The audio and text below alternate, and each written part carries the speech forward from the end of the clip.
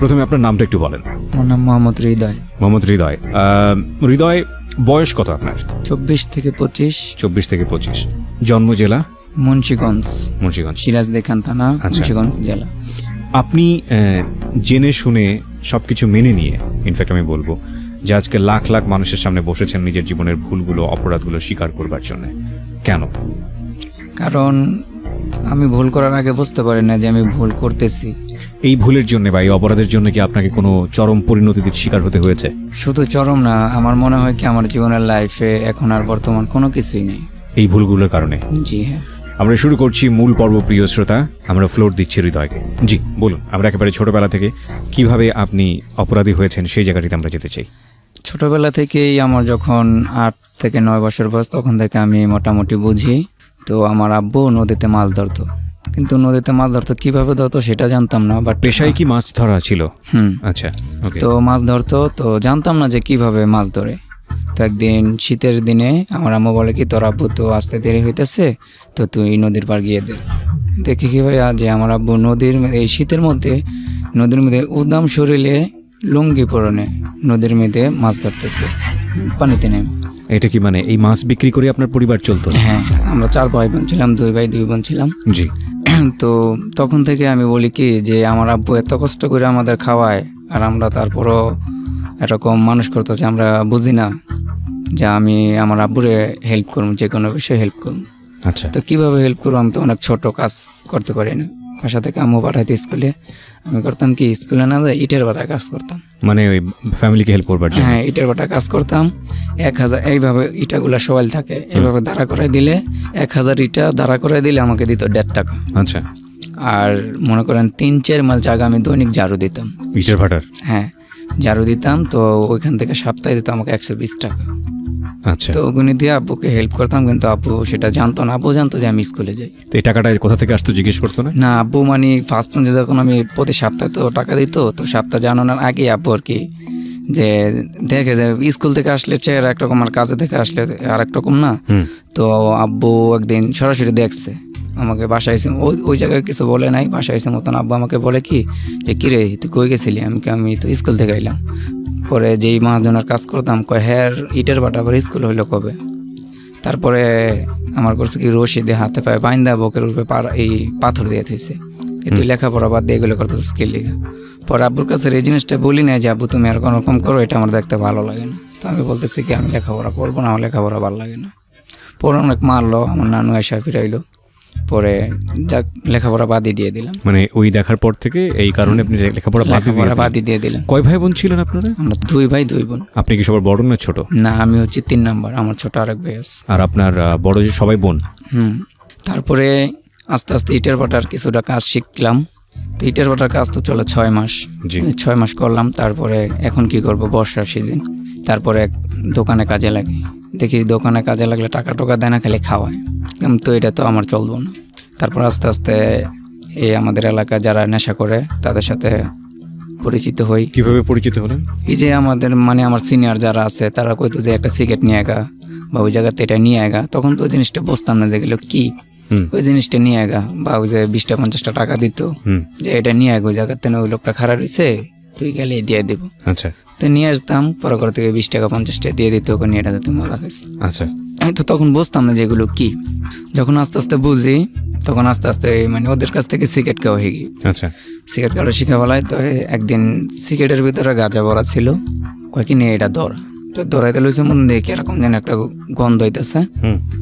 পরে কইলাম কি না রে আমি এটা খেতে পারবো না, এটা কিরকম জানি, এটা মনে অন্য সিগারেট। তো যাই হোক এখান থেকে আয় পড়লাম, ওখানে আমি টাকা কামাবো কি করে? আমার আব্বু তো একা পারতেছে না। আর আমার বড় বোন যেটাকে বিয়ে দিছি ওর হাজব্যান্ড না জানাইয়া বিদেশ চলে গেছে। আচ্ছা। তো ওর 2টা বাচ্চা। তারপরে আমরা হইলাম 5 জন। আচ্ছা। টোটালে 27 জন। মানে আমার আব্বুর অনেক কষ্ট হয়ে যেতেছে, তো কী করবো? তো ফিরে আবার ইটের ভাটা সেদিন আসার পরে ওইখান থেকে এই 6 মাস কাজ করার জন্য 20,000 টাকা দেয়। 6 মাস একটানা কাজ করবে? হ্যাঁ, মানে কোনো আমি বন্ধ করতে পারতাম। হ্যাঁ, আবার সপ্তাহে 800, 1000, 1200 এরকম পাওয়া যায়, কিন্তু 20,000 টাকা দিতেছে যে ওর কাছ থেকে আমি কোনো জায়গায় যাইতে পারবো না। আচ্ছা। আর আমার যদি শরীর অসুস্থ থাকে আমার বদলে অন্য একজনটা দিয়ে যেতে হইব। আপনার? হ্যাঁ, অন্য একজনটা আমার বদলে রাখতে হইবে। তো ওই টাকা থেকে কিছু টাকা নিজে রাখছি আর কিছু টাকা ফ্যামিলিরে দিচ্ছি। দেওয়ার পরে খোলার কাজ শেষ। পরে আমার এক ভাতিজা, ও বলে কি দেখ তোর কাছে তো টাকা আছে, তুই আমার লগে থাকলে কিছু টাকা কামাইতে পারবে। আমি বলি, কিভাবে? কয় চল। পরে এক জায়গায় গেলাম, দেখলাম কি এক বাগানে গেল, বাগানে জুয়া খেলা চলতেছে। তো আমি কই কি রে এইটা কি, এটা তো আমি বুঝি না। কয় তোর বোঝন লাগতো না, তোর খেলানো লাগতো না, তুই যারা হাইরা জায়গা তাদের হাতের মোবাইল বা চেন এগুলো দিব, ধর 2000 টাকার মোবাইল হইলে তুই 1000 টাকা দিবি, 1000 টাকা দিবি, 100 টাকা লাভ দিয়ে মোবাইল ছুড়ে নেব, নাহলে 1 সপ্তাহ পরে এটা তুই চালাবি, এরকম কথা থাকবো। আচ্ছা। বা স্বর্ণের জিনিস হোক, 5000 টাকার জিনিস থাকলে তুই 3000 টাকা দিবি, আর না দিতে পারলে এটা 1 সপ্তাহের মধ্যে তুই চালাবি। মানে আপনাকে টাকাটা ইনভেস্ট করতে বলছে। ওকে। তো আমি দেখলাম কি ভাইয়া, মানে 20-25 দিনে আমার ভালো টাকা হয়েছে। মানে জুয়া যেন ওরা খেলে আমি এটা বুঝি না। মানে আপনি শুধু এই মোবাইল রাখি, চেন টেন রাখি, আমি করি, তো বুঝি না। অনেক টাকা আমার জমে গেছে, কিন্তু ফ্যামিলির মানুষ আবার জানে যে আমি কাজ করি। অনেক টাকা বলতে কত টাকা? এই 20-30 হাজার টাকা। 20-30 হাজার টাকা। কত টাকা ইনভেস্ট করেছিলেন? এই 5,000 টাকা নিয়ে আমি আর কি গেছিলাম, মানে 10-15 দিন। ওরা কি রিটার্ন দিত আপনাকে টাকাটা, নাকি আপনি বিক্রি করে দিতেন জিনিস? কেউ রিটার্ন দিত, কেউ বিক্রি করে দিতাম, কিন্তু আমি নিতে পারতাম না। আবার কেউ কইতো যে না তোর 2 সপ্তাহ লাভ দিমু, তুই রাইখে দে, পরে দিয়ে দিতাম। 2 সপ্তাহ পার হয়ে টাকা দেয় না, পরে এটাই করে বিক্রি করে দিতেন।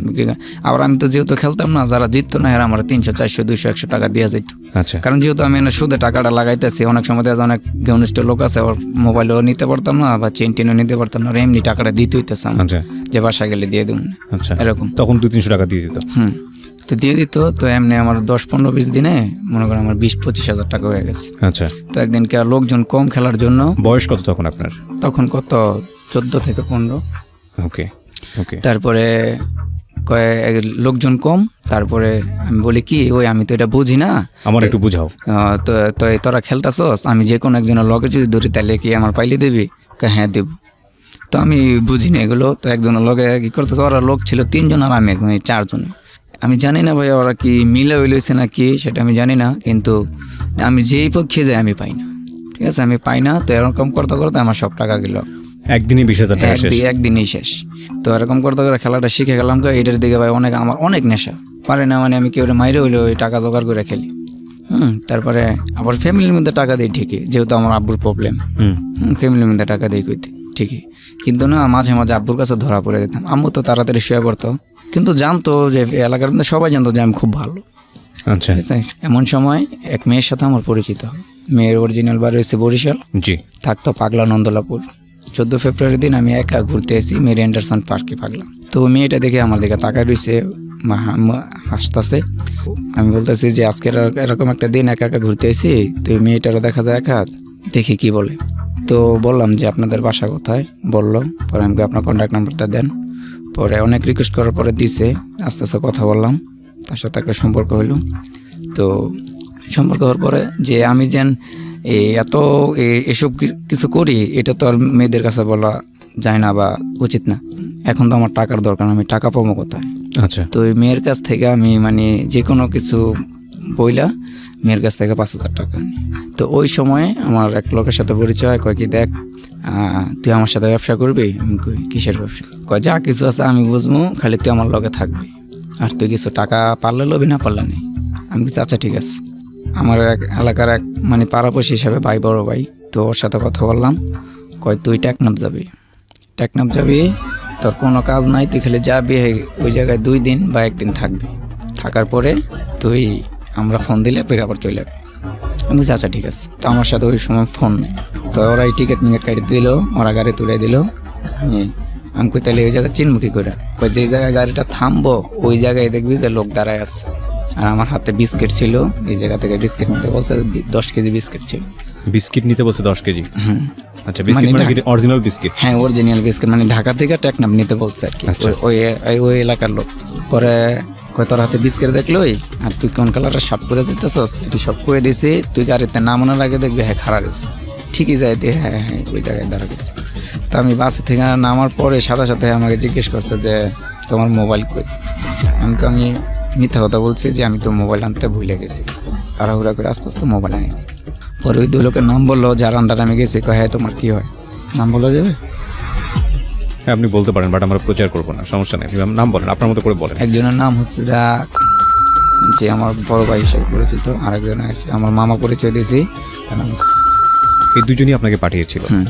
ওকে। পরে এই বলতেছে যে তোমার কি হয়, আমি বলতেছি যে তো আমার মামা হয়। আর তোমার কি হয়, যে আমার মামতো ভাই হয়। তো ওরা যেন তোমাকে পাঠাইছে, কি বলে পাঠাইছে, তো ওরা আমাকে যেভাবে বলিয়া দিছে এখান থেকে আমি ঠিক সেভাবে বলছি। কয় না জিনিসটা কিন্তু এভাবে না, তোমাকে আমি বুঝাইতেছি, তুমি আহো। পরে গেলাম, আগে হোটেল থেকে খাওয়াইলো, জঙ্গলের ভিতর দা পাহাড়ের ভিতর দা নিয়ে যেতেছে। আচ্ছা। পরে বলি যে এই লোকে এরকম কাজ করে, এরকম জায়গায় থাকে। পরে গেলাম, ওরা আমাকে ফার্স্ট চান্সে একটা পরীক্ষার মধ্যে ফেলালো, কি আমার সব ঘরের দায়িত্ব দিয়া, চাবি টাবি দিয়া, কয় আমার ভাগিনা বলতো হিসেবে যে তুমি তো আমার ভাই বলে, তো তুমি তো সেই হিসাবে আমার ভাগিনা, তো তুমি রেস্টে থাকো, আমরা এক জায়গায় বেড়াইতে যাবো। আচ্ছা। পরে আমি আচ্ছা ঠিক আছে, মানে এটা আমাকে পরীক্ষা করতেছে। ওরা গেল, ওরা যাওয়ার পরে আমি করে কি তালা দিয়া সব খুললা, আগের দিনের টাং আছে না, টাংটা খুলে দেখে সব ইয়াবাকে চিনতেন আপনি সেই সময়? হ্যাঁ চিনতাম। চিনতেন? আচ্ছা। চিনতাম যে এটি সব ইয়াবাবরা, ট্রাঙ্কগুলোতে ইয়াবা ভরা? হ্যাঁ। আর কোথায় কোথায় ছিল? পুরো ঘরের মধ্যেই? না, খালি শুধু এই টাংটার মধ্যে একবার পুরো ফুল। ট্রাঙ্কটা কত বড় ছিল? এই এতটুক সাইজ। সাইজটা বড়ই, উনি যেভাবে হাতে দেখাচ্ছে তাতে বড় সাইজ। ফুল ট্রাঙ্ক কি মানে একদম প্যাকেট করা ছিল নাকি খালি? না, মানে কি এরকম একটা এই যে আপনার নীল একটা ব্যাগের মধ্যে আর কি ছিল। আচ্ছা আচ্ছা, ঠিক আছে। আবার এতটুক প্যাকেটের ভিত্তিতে করে আলাদা আলাদা করা, আলাদা আলাদা করা ছিল। এরপরে হ্যাঁ আমি কই কি না, এগুলো আতানোর দরকার নাই। আবার মনে মনে একটা টার্গেট করলাম যে এখানে সিসি ক্যামেরা থাকতে পারে, করতে পারে। নিজের বিবেক থেকে আসলো। পরে যেমন যেমন ছিল ওইভাবে রেখে আমি শুয়ে রয়েছি। ওরা 3-4 ঘন্টা পরে আইসে, পরে আমার ডাইকা উঠাইলো। পরে পুরো এলাকা ঘুরাইলো। ঘুরানোর পরে কয় শোনো, তুমি এলাকা দেখছো, আমার ব্যবহার আচার দেখছো, সব কিছু দেখছো, মানে মূল ঘটনাটা সব। ওকে হ্যাঁ বলেন। আর ওই লোকে তোমার পাঠাইছে এইভাবে, তুমি যেভাবে বললা এই জিনিসটা কিন্তু এইভাবে হইব না। আমি তো মামা কীভাবে হইব? কয় তুমি এখানে থাকবা, 10 লাখ টাকার মাল দিব আমরা, 10 লাখ টাকার মাল দিব। এই ওরা ওই জায়গা থেকে সাপ্লাই দিয়া তারপরে টাকা পাঠাইলে তোমার এখান থেকে ছাড়বো, না তো ছাড়বো না। বুঝি নাই বিষয়টা আমি। মানে আমার ওই যে ওরা জিম্বা রাখছে, হ্যাঁ ঠিক আছে, আমি ওই জায়গায় থাকবো, ওই ট্যাকনাফের লোকে 10 লাখ টাকার ইয়াবা পাঠিয়ে দেবো। মানে যে কোনো কিছুর মাধ্যমে ওরা কিভাবে পাঠাইবো ওরা জানে। ওই টাকাটা তারপরে হলো আলটিমেটলি মানে আমাকে বন্ধক রাখা, আপনাকে আলটিমেটলি এখান থেকে যে দুজন পাঠিয়েছে তারা আপনাকে বন্ধক রেখেছে, কিন্তু আলটিমেটলি আপনাকে সেটা তারা জানায় নাই। না, আমাকে বলছে তুই এখানে যা, ঠিক আছে, তুই 2 থেকে 1 দিন বা 2 দিন থাকবি, তোর 5,000 টাকা দেবো, হ্যাঁ, তারপরে তুই আয়, আমরা ফোন দিলে তুই আয় পড়বি। আমি কইলাম তাহলে তো ভালোই, কোনো কাজ করা লাগতো না, খালি যাবো আমু। কিন্তু আপনাকে আপনার জীবন বাজি করে তারা এই কাজটা করেছে। হ্যাঁ। তারপরে ভাইয়া আমাদের ঢাকা সিটির লোক ওদের সাথে বেমানি করে, কিন্তু ওরা বেমানি করে না, ওরা বেমানি করতে বাধ্য করে আমাদের ঢাকার লোকের। পরে আমি কি কর না কর, হ্যাঁ তুমি ভালো করে বিষয়টা বোঝো, তুমি বললেই মাল পাঠাবো, না তো পাঠাবো। পরে আমি চিন্তা ভাবনা করলাম যে না, এরকম কোনো কিছু যদি হইতো তাহলে তো আমার ওই জায়গাতে বইলে দিত, তাইলে ওরা যদি 5 লাখ টাকার মাল নেয় তাহলে তো আমরা ছাড়াইব না, আমার তো জীবনও ছাড়াইব না। তারপরে আমি বললাম কি না মামা পাঠায়েন না। কয় দেখো ভালো করে বোঝা। আমি হ্যাঁ বুঝছি, আমার আর বোঝানো লাগতো না, এখন আমি বাড়ি যাবো কিভাবে সেই ব্যবস্থা করি। আমরা এখানে একটা বিরতি নিতে চাই প্রিয় শ্রোতা। আপনারা শুনছেন সিক্রেটসে আজকে হৃদয় কনফেস করছে তার জীবনের অন্যতম গোপন কিছু বিষয়, ভুল কিছু বিষয়, সেগুলো আমরা ধীরে ধীরে তুলে নিয়ে আসছি। এটা ঠিক যে আমরা ব্যাকগ্রাউন্ড থেকে অপরাধের দিকে যাচ্ছি, অপরাধের ধরনগুলো এখানে প্রকাশ পাচ্ছে, এবং এরপরে এই অপরাধের পরিণতিও আপনাদেরকে দেখাবো, যাতে করে অপরাধের দিকে ভুলেও কখনো পা না বাড়ান। ছোট্ট একটা বিরতি, মাত্র 2 মিনিটের। আর এই অনুষ্ঠানটি আপলোড করা হচ্ছে আমাদের ইউটিউব চ্যানেলে, চলে আসতে পারেন সেখানে। আমাদের ইউটিউবের ঠিকানা www.youtube.com/dfm904। আমি আবারও বলছি youtube.com/dfm904। অবশ্যই সাবস্ক্রাইব বাটনে ক্লিক করে বেল বাটনটি অন রাখবেন, তাহলে ওখানে নতুন কন্টেন্ট যাওয়ার সঙ্গে সঙ্গেই আপনি আপনার মোবাইল থেকে ইনফরমেশন পেয়ে যাবেন। ফিরে আসছি 2 মিনিট পর। হৃদয়ের কাছে আমি কথা না বাড়িয়ে ফিরছি। হৃদয়, তারপর কি হলো? তারপরে ও বললো কি যে দেখো, তোমার যদি কোনো আপনজন থাকে বা তোমার বড় ভাই বা ছোট ভাই যদি কেউ থাকে ওই জায়গায়, তাহলে তুমি এখানে থাকো, আমরা মাল ওর কাছে পৌঁছাই দেই, তুমি ব্যবসা করো, তুমি শূন্য হাতে আইছো, তোমার হাত ভরে দেই। আমি কই না, আমার ফ্যামিলিতে বা আমার গোষ্ঠীর মধ্যে এরকম কেউ নাই, যা টুকটাক খারাপই করে আমি নিজে, আর কেউ না। আমার চাচুরা, আমার বড় ভাইয়েরা 5 ওয়াক্ত নামাজ পড়ে, কিন্তু আমি একটু খারাপ লাইনে গেছি। পরে কয় দেখো ভালো করে বোঝো। আমি কই হ্যাঁ বুঝছি, আমি আর বোঝা লাগতো না। পরে ওই জায়গা থেকে যাই হোক ফার্স্ট চান্সে চলে আইলাম। তো ও নাম্বার দিয়ে দিছে, কয় যে কোনো টাইমে তুমি আইবা, তোমার ফিরাইতাম না। আমি আচ্ছা আচ্ছা ঠিক আছে দেখুন। পরে ওই জায়গাতে আই পারলাম। আর পরে যে বাড়িটাতে আপনি ছিলেন আশেপাশে কোনো বাড়ি ছিল না? না, জঙ্গল, ঠিক আছে, রোডের সাথে জঙ্গল, জঙ্গলের থেকে অনেক দূরে ছোট্ট একটা ঘরে আচ্ছা, থাকতো, কিন্তু কোটি কোটি টাকা, স্বর্ণগণ্যর কোনো অভাব নেই ওইখানে ওই ঘরের মধ্যে? এই ঘরের মধ্যে, ঠিক আছে। পরে আমি জিজ্ঞেস করছি যে মামা, যে এত কিছু থাকে আপনি এইখান থাকেন কে লেগা? কয় এটা যদি আমি রোডের মধ্যে বিল্ডিং ওটা করি তাহলে তো মানুষে যাই না লাইলো, বা এটা পুলিশ প্রশাসনের কাছে তাড়াতাড়ি ধরা পড়ে গেলাম। আচ্ছা, ঠিক আছে। পরে করলাম, আইসা পড়লাম। আইসা পড়ার পরে কিছুদিন পরে আরেকটা লোকের সাথে আমার পরিচিত হয়। কয় দেখ, এই তোর সাথে যারা যারা আছে, যারা নেশা টেশা করে, তো তোর আমি বাকিতে মাল দেই, তুই সাপ্লাই দে। আমি কীভাবে? কয় এখান থেকে তোর রেট হচ্ছে দেখা 80 টাকা, আমার থেকে 80 টাকা করে তুই নিবি, উপরে যা লইতে পারো সেটা হচ্ছে তোর, তুই বেচা পরে আমরা টাকা দে। আমি বলছি আচ্ছা ঠিক আছে, তো আগে কমাই দেন, 50টা দেন দেই। তো এরকম করতে করতে 2-3 দিন পরে দিন যায়, আমি আস্তে আস্তে খেলে ওর কাছ থেকে বেশি বেশি আনি। ওর যে আমার 80 টাকা কিনা, আমি কারো কাছ থেকে 90 টাকা লই, 100 টাকা লই, 150 টাকা লই, 120 টাকা লই, মানে যার থেকে যেরকম নিতে পারি। কি ওই জিনিসটা কি ছিল? 80 টাকা ইয়াবা। ইয়াবা, আচ্ছা। ইয়াবা। তারপরে এই আমি ব্যবসাটা ভালো করে শিখলাম। শেখার পরে তো শিখছে দেন, কিন্তু কোনোদিন খাইনি। ক্লায়েন্ট বুঝতেন কিভাবে যে উনি ক্লায়েন্ট বা উনি এটা নেয়? এই তো মানে পরিচিত যেমন একজনের নেয়, একজনের কাছ থেকে আরেকজনের খবর লই, এইভাবে খোঁজ নিতে নিতে এরকম করে।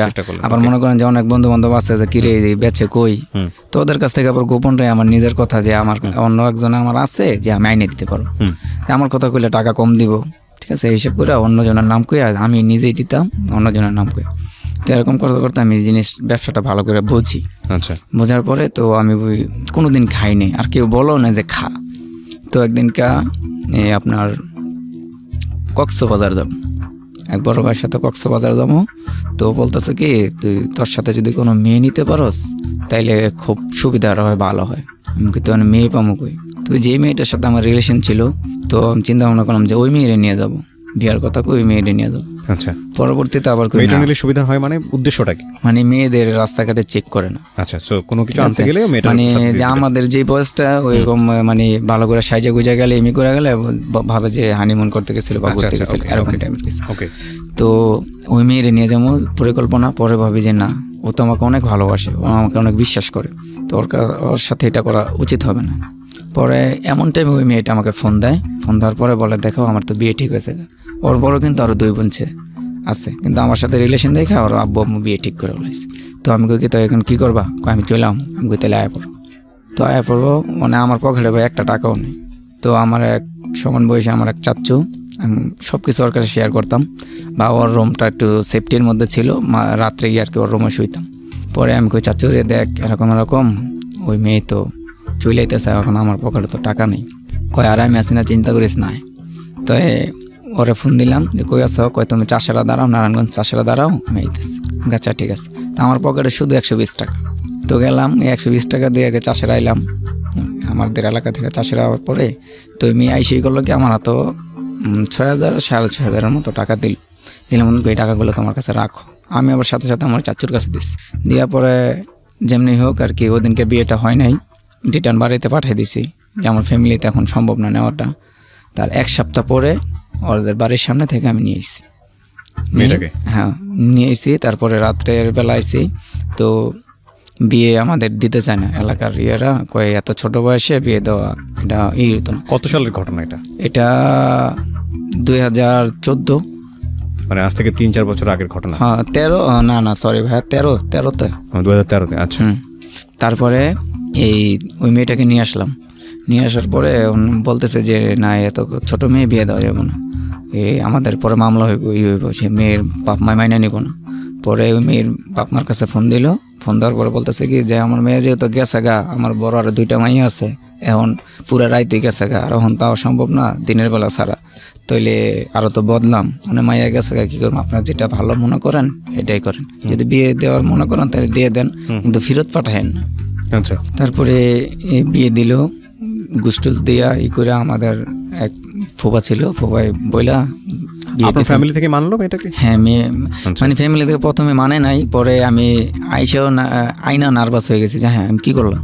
পরে মামাদের বাসায় নিয়ে গেল, মামাদের বাসায় নিয়ে যাওয়ার পরে কয় কিরে তুই বিয়ে করবি? মামায়েরা বলতেছে, মামতো ভাইরা বলতেছে যে আমি কই কি আমার আব্বু আম্মু যেটা বলে সেটাই করুন। পরে আমার মামতো ভাই আমার 2টা লাথি দিল মতন। পরে আমার আম্মুকে গিয়ে আমার পোলাই আনছে বিয়ে করবো, ওরা মারবি না। পরে যাই হোক বিয়ে শাদী হইলো। বিয়ে হওয়ার পরে তো এখন তো আমার পকেটে টাকা নাই, আমার কি করবো? নতুন বিয়ে করছি, আবার আম্মু তো আমার মায়ের হাত থেকে বাঁচানোর জন্য ওই সময় বলছে। তো এখন যদি নতুন বউ এসে বাজার মাজার না করি বা কোনো কিছু নাই না দেই, ও তো বাসা থেকে এক সেট জামা কাপড়ও নিয়ে আসেনি। শূন্য হাতে আমার সাথে দেখা করতে এসে আমি সিএনজি দিয়ে নিয়ে আয় পড়ছি বাসা। তো এখন কীভাবেই করব? পরে আরেকজনের সাথে পরিচিত হইলাম, এরকম মুঝে যে কক্সবাজারের অফার দিল। তো ওর সাথে গেলাম যে ভাই আমি মেয়েটে বাও করতে পারবো না, আমি যেতে পারবো। কয় আচ্ছা ঠিক আছে, তোর পরিচিত কি কোনো নাম্বার টাম্বার আছে মেয়েদের যে আমি পড়ায় মড়ায় ভাও করতে পারবো করতে পারবো? আমি কই আমার কাছে আছে কিন্তু দেওয়া যাব না। পরে কয় আচ্ছা ঠিক আছে তুই বুঝাই দেখ। পরে আমাকে বোঝাবুঝির কাম নাই, আমি আর যে কী করাবেন করাইতে পারেন, কিন্তু মেয়েটে এগুলো আমি ভাই পারবো না। আচ্ছা ঠিক আছে, তো কবে যাবি? অমুক তারিখে ডেট হইলো, গেলাম। কিন্তু ফ্যামিলি থেকে না জানায় বললাম যে আমি ঢাকা যেতেছি একটা কাজে, মানে বিকালবেলা এসে পড়ুন, এটা বলে গেলাম। যাওয়ার পরে তো আমি গেলাম কক্সবাজার যাওয়ার পরে তখনই আমার ওয়াইফ জানতে পারে যে এরকম করি আমি। কীভাবে জানে? এই একদিন রাতের বেলা কক্সবাজার যাওয়ার আগে একটু পিছিয়ে গেলাম। কক্সবাজার যাওয়ার আগে আমার কাছে এক লোকে বলতেছে রাত্রে 10:30 11টা বাজে। তো আমার বলতেছে ভাইয়া আমার 100 ইয়াবা দরকার, আপনার কাছে কি আছে? আমি কই আমার গয়না দেখতে হইব, সঠিক আমার কাছে 100 নাও হইতে পারে, কিছুটা কম হইব, কিন্তু আমার গয়না দেখতে হইব, তুই 10 মিনিট পরে ফোন দে। তো আমার ওয়াইফ শুয়ে রয়েছে, মানে ঘুমাই নাই, ঘুমের ফান করে শুয়ে রয়েছে। তো আমি করছি কি গুনছি, গনার পরে হপায় গেঞ্জিটা নিয়ে রুম থেকে বাইর হমো, তখন আমার থাপ্পাতা ধরছে। তো এরা কই যে এগিয়ে নিত্য বাবা টেবলি, এগিনি বাবা টেবলি, এগিনির ব্যবসায়ী তুমি করো, মানুষের এতদিন কইছে আমি বিশ্বাস করি না, আজকে নিজের চোখে দেখলাম। আচ্ছা হ্যাঁ আমি আর এখানে থাকবো না। প্রথমে বলে কথা? হ্যাঁ প্রথমে বলো যে আমি আর এখানে থাকবো না, মানে চিল্লাচিল্লি করতেছে রাত করে। আমি কই বোন তোর পাওয়া ধরে কই চিল্লাচিল্লি করিস না, এই জিনিসটা এত খারাপ, আমি তো ফাঁসবো, তুই নিজেও ফাঁসবি, পুলিশ প্রশাসনের লোকালে তুই যেন আমার ধরা দিয়েছে এটা বসতো না, ও তারা ধনে মিল্লা এই ব্যবসা করিস। হ্যাঁ পরে সে জানবো। এরপরে কই এত কথা বুঝি না, মানে বয়স কম ছিল তো, মানে মেন্টালি এরকমই না। পরে কয় না আমি থাকবো না। পরে অনেকক্ষণ বুঝাইলাম দিয়ে দেন, বেশি বিরক্ত করতেছে, আমি তো তাতে গেলে গেছে। ওই ঠিকই করলো কি যে আমি এটাই করলাম, ঠিকই করলো কি ভাই সকালবেলা চলে গেছে। তো ওদের বিয়ের কয়দিন পরের ঘটনা এটা? বিয়ের 6 মাস। 6 মাসের মাথায়? আচ্ছা। তারপরে ওদের বাসায় চলে গেছে।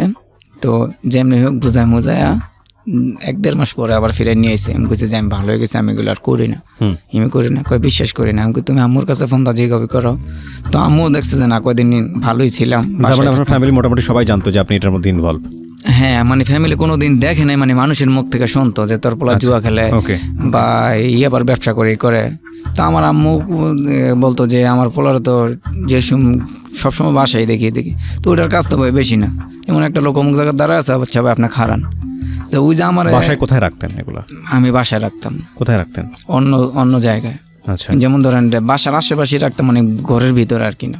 মানে কোথাও মাটির না, মাটির নিচে না। যেমন ধরেন যে আমার তো 100 জিনিস আছে, তো একটা সিগারেটের প্যাকেটের ভিতরে এটা বড় থন যাবো, তো সিগারেটের প্যাকেটের ভিতরে রাখা একটা এরকম জায়গায় দিতাম যাতে রাতে বৃষ্টি মিষ্টি না এলে আর কি পানিটা না পড়ে। আচ্ছা, এরকম সিস্টেমে রাখতাম।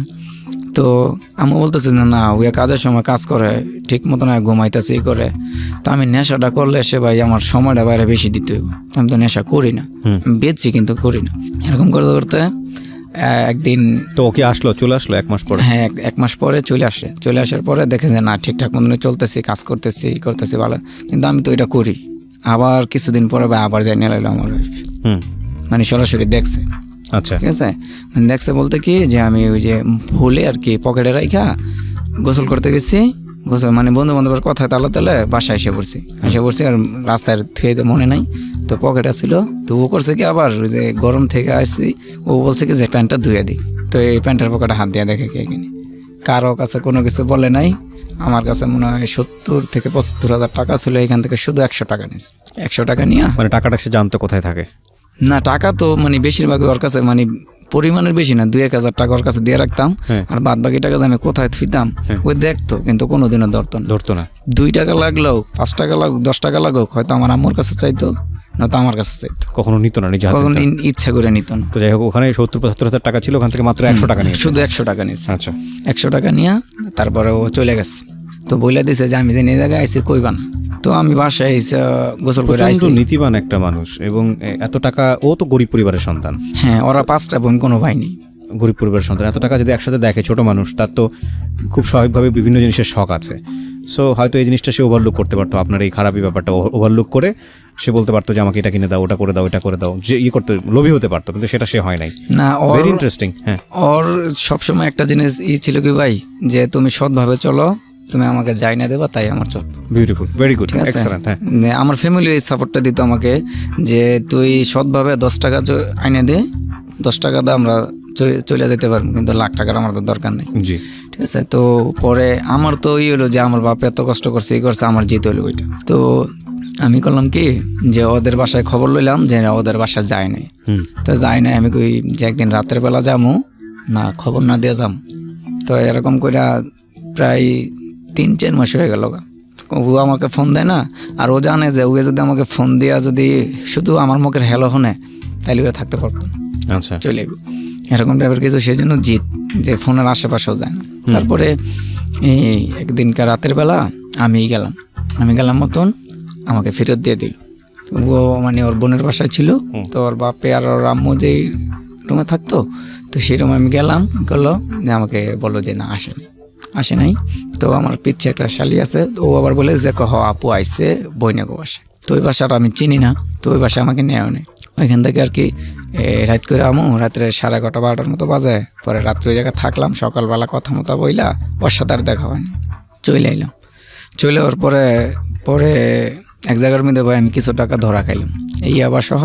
মানে আমার সিনিয়র গ্রুপ যারা ছিল ওরা আমাকে আটকায়া, মানে মোবাইল ছিল 2টা লগে, 3-4 হাজার টাকা ছিল, আর মানে ইয়াবা যেগুলো ছিল, মানে আমি পরিস্থিতি দেখই আগে থাকতে মানে ফিক্কাটা অন্য এক জায়গায় ফালাই দিছি, যাতে ওরা ইনফরমেশনটা যেহেতু পাইছে, এই জিনিসটা যদি আমার সাথে না পায় তাহলে তো আর বেশি সমস্যা হইব। তারপরে ওরা আমাকে এক জায়গায় নিয়ে অনেক মারধর করলো। কারা? এই আমার সিনিয়র যারা এইসব ব্যবসা করে, মানে ওদের ব্যবসাটা আমি একবার বন্ধ করে দিতে চাইছিলাম, কারণ ওরা মনে করেন যে 100 টাকার 1 টাকাও কম ব্যস্ত না, আচ্ছা, আবার 120 টাকার 1 টাকাও কম ব্যস্ত না। আপনি কমে বিক্রি করতেন? আমি কমে, ওই যে মানে আমার 70 টাকা কিনা থাকলে আমি 75 টাকা 80 টাকা বিক্রি করে দিতাম। আচ্ছা, ঠিক আছে? তো এমন করতে করতে মানে ওরা যেমন সারাদিনে মাল সাপ্লাই দিত 500, এই জায়গার মধ্যে দিতে পারে না 200। ঠিক আছে? সব মাল আমার, সব আপনার থেকে যাইতো? হ্যাঁ, যেহেতু আমার রেটটা কম পাইতে চান, নেশা করতে হবে যে না 2 টাকা 1 টাকা কম পাবে, হ্যাঁ নেই হিসাব করে 10টা মাল 1 টাকা করে কম পালে 10টা আরেকটা কিনতে পারেন, এরকম টাইপের কিছু। তারপরে করতাম। তো একদিনকা এক লোকে আইলো, অনেকটি মাল নেব, যে 1000 মাল নেব, কত করে রাখতে পারবো। তো আমি বললাম যে ভাই 1000 মাল তো আমার কাছে নাই, তো আপনি পরে জানায়েন। আচ্ছা ঠিক আছে। পরে আমি বড় ভাইয়ের কাছে ফোন দিলাম যে ভাইয়া এক লোকে 1000 মাল নেব, তো এখানে আমার কত করে দেওয়ান যায়, আর হের কাছে কত করে রেটটা নেওয়ান যায়। কয় আচ্ছা তোর লেগা তুই আমার 65 টাকা করে দাম দেবে, আর হের তার 70-75 টাকা জাল হইতে পারস। তারপরে আমি বললাম আচ্ছা ঠিক আছে, কথা বলে দেখতেছি। কয় এরা যেহেতু বেশি মাল, এরা টাকাটা আমার আগে দিতে হইবে, এরপরে তুই আল্লাহ দরা খা, নাইলে যে আমন দর তাকর সেটা আমার দেখে লাভ নেই। তুই আমার কাছে আগে টাকা দিবি, পরে আমি তোরা মাল দেব, আর 50-100টা নেস, এটা সমস্যা নেই। আমি বলছি আচ্ছা ভাই ঠিক আছে। তো ওই লোকের সাথে কথা বললাম, ওই লোকে করলো কি, ওই লোকের সাথে কথা হইলো 80 টাকা করে। কই না ভাই 80 টাকার কমও আমরা পাই। আমি কই জিনিস ভালো খারাপ আছে না, 60 টাকা 70 টাকা তো আছে, আমি তো খাই না, ভালো খারাপ বুঝবো কেমনে। তো আমার একটা অভিজ্ঞতা ছিল কি, যে জিনিসটা খারাপ ওইটা তাড়াতাড়ি পুড়ে যায়, আচ্ছা, ধোয়া হয়। ঠিক আছে? উপর দেয়া যে ফয়েলটা ওইটা পুড়ে যায়, আর যেটা ভালো ওইটা পড়ে না। এতটুকু আর কি শুনতাম বা দেখতাম। পরে কয় তাইলে আমাকে তো কয়েকটা খাওয়াই দেখান। পরে আমি বললাম কি আমার সাথে যেগুলো ছিল তো খামু কই, আমার বাসায় তো এগুলো জীবনও সম্ভব না। পরে আমাদের এলাকায় এক মহিলা এই ব্যবসা করে, ওই মহিলার করলাম কি যে আন্টি তোমার এনে একটু সময় দিয়ে আমরা তোমার কিছু টাকা দিয়ে দেবো না। আচ্ছা বেশি না, আধা ঘন্টার বেশি থাকতে পারতি না। আমি আচ্ছা ঠিক আছে। তো তার রুমে বৈশা, তখন আমি তো ফয়েল ঠিক করে কেমন সেটাই জানি না, খাইমো কী করে। ঠিক আছে? ওরা জানতেছে যে আমি যে এত বড় কাজটা করি, যে আমি কি আবার না খাই। ওরা বসতেছে এটা। আমি কই ভাই আপনারা রেডিমেডি করেন, আমার এটি ভালো লাগে না। মানে ওকে বসতে দেয় যে আমি এটা খাই না। পরে ওরা রেডিমেডি করলো, সবই করলো। পরে আমি ইয়াবা বার করে দিলাম, খাইতেছে। কয়ে দেন না ভাই আপনি খান। আমি খামো কি আপনারা খাই দেন, ভালো না খারাপ? কয় না এক লগে বইছি খান। পরে যে জীবনের ফার্স্ট খাই, ঠিক আছে। তাও কি 2টা খাওয়ার পরে দেখি আমার কেমন এটির কোনো ইন্টারেস্ট কোনো কিছু পাচ্ছেন না, কোনো কিছুই পাইতেছি না। হ্যাঁ, পরে খালি বুকগুলো শুকা জায়গা, এর বেশি আর কোনো কিছুই পাইতেছি না আমি। এরপরে আমি কই না আমি আর খামো না। আমি আবার মিথ্যা কথা বলছি, ভাই আমি একটু আগে অনেকগুলো খাই আইছি, ওনা আবার খামো কেমনে। পরে ওদের সাথে কন্ট্যাক্ট হলো কি 75 টাকা করে। 75 টাকা করে যে ভাই হ্যাঁ 75 টাকা করে দিব, কিন্তু মালটা আপনার পৌঁছে দিতে হবে। যে আমি যেন পৌঁছে দেবো এত বড় রিস্ক আমি নিতে পারব না।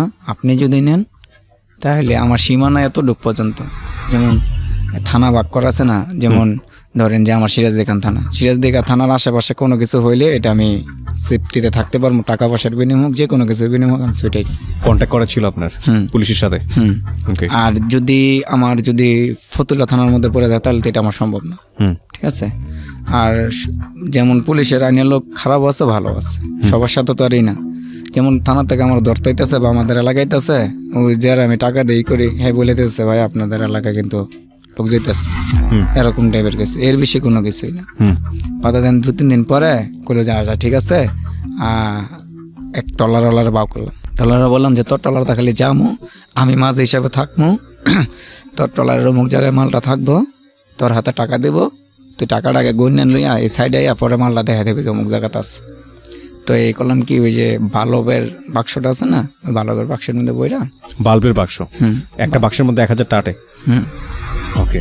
পরে এই বাল্বের বাক্সের মধ্যে ভইরা পরে করছে কি ওর ওই যে এই টলারের ইয়ের তলে হেলাই দিয়া পরে সেগুলো কথা মতো কইলে আমি করলাম, আশেপাশে বাউটা বুঝলাম যে আসলে কি যে না অরিজিনাল আর ব্যবসায়ী, ঠিক আছে। তো ওগুলো অনেক মানে প্রায় আধা ঘন্টা সময় দিলাম, করলাম ভাই আমরা তো আগে আইছি, মালটা এখন আহেনি, মালটা আপনাকে ওই দিক দিয়ে বেনতে নিয়ে দিয়ে দেবো। পরে এমনি করলাম। পরে হুদু একখানে ফোন দিলাম, আমি গেলাম কিরে কত দূর আছে তুই আসছিস? পরে গেলাম ভাই টাকা দেন, মালা করছে। হ্যাঁ, তোরও দিয়ে দিছে যে টলার তো এই জায়গায় আছে, ওই গেলে যাক টলারে না আছে না, টলার আছে না, ওরা টাকা দিয়ে দিল। টাকা দিয়ে টলারের না নাইমা পরে বললাম কি যে ওই টলারের ইয়ের তলে দেখেন বলে একটা ভালো পেটি আছে, পরে লেগে গেল। ওকে, আমরা এখানে একটা বিরতি নেব প্রিয় শ্রোতা। দিস ইজ জাস্ট স্টার্টিং এবং এন্ডিংটা আনথিঙ্কেবল, রিয়েলি আনথিঙ্কেবল। ছোট্ট একটা বিরতি, মাত্র 2 মিনিটের। এই ফাঁকে প্রিয় শ্রোতা আপনাদের সবাইকে জানিয়ে রাখছি, ইতিমধ্যেই শুরু হয়েছে রেডিও আম্বার 102.4 FM আমার একটি নতুন শো, যে অনুষ্ঠানটির কথা হয়তো বা অনেকেই জানেন, মাইক্রোফোন টেস্টিং 1024, যেখানে বাংলাদেশের ছড়িয়ে ছিটিয়ে থাকা অসম্ভব প্রতিভাবান শিল্পী যারা আছেন, যারা কোথাও কোনো ফ্লোর পান না কিন্তু খুব ভালো গান, তাদের সুযোগ ঘটছে একটা অনুষ্ঠানে, একটা এপিসোডে নিজেকে প্রকাশ করবার।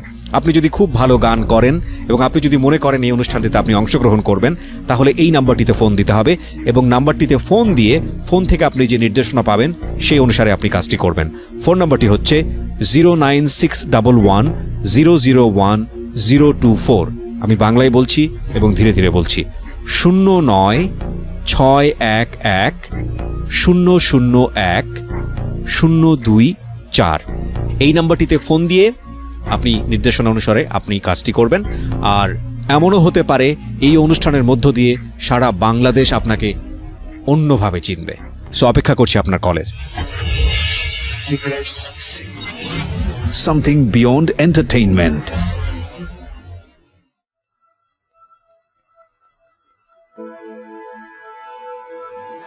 Love, hate, challenge, motivation, lies, truth, impossible, virtue, morality. Something beyond entertainment. Welcome to my stage of reality. Stay tuned. Sunday and Wednesday with me RJ Kibriya, only on Dhaka FM 90.4.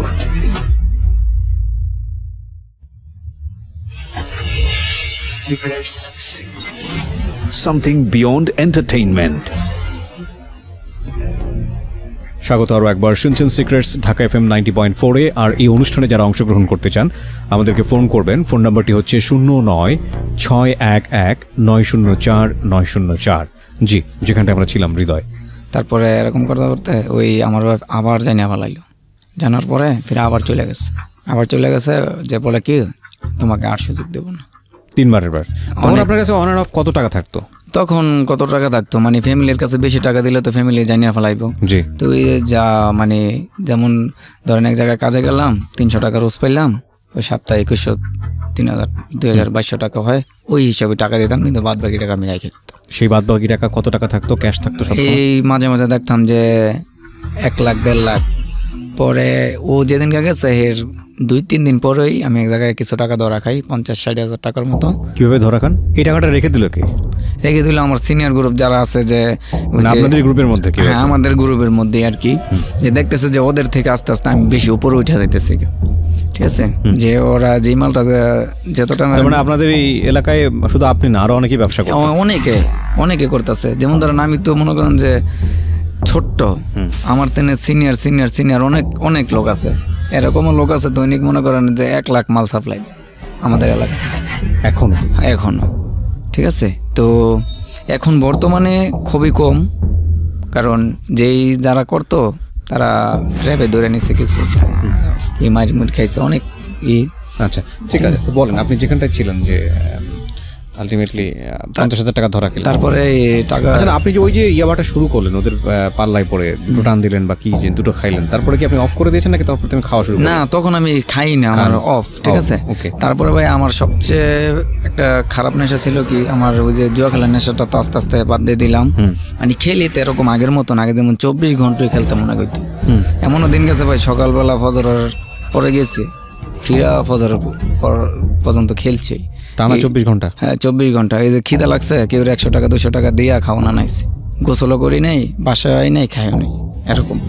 এটা অবশ্য বিয়ের আগে, আচ্ছা, ঠিক আছে, বিয়ের পরে না। তো বিয়ের পরে এরকম আস্তে আস্তে বাদ দিয়ে দিলাম। তখন করলাম কি, যে ওই আস্তে আস্তে টুকটাক খাই মাঝে মধ্যে আর কি, বড় পাটি মুটি আসলে তখন খাই করি।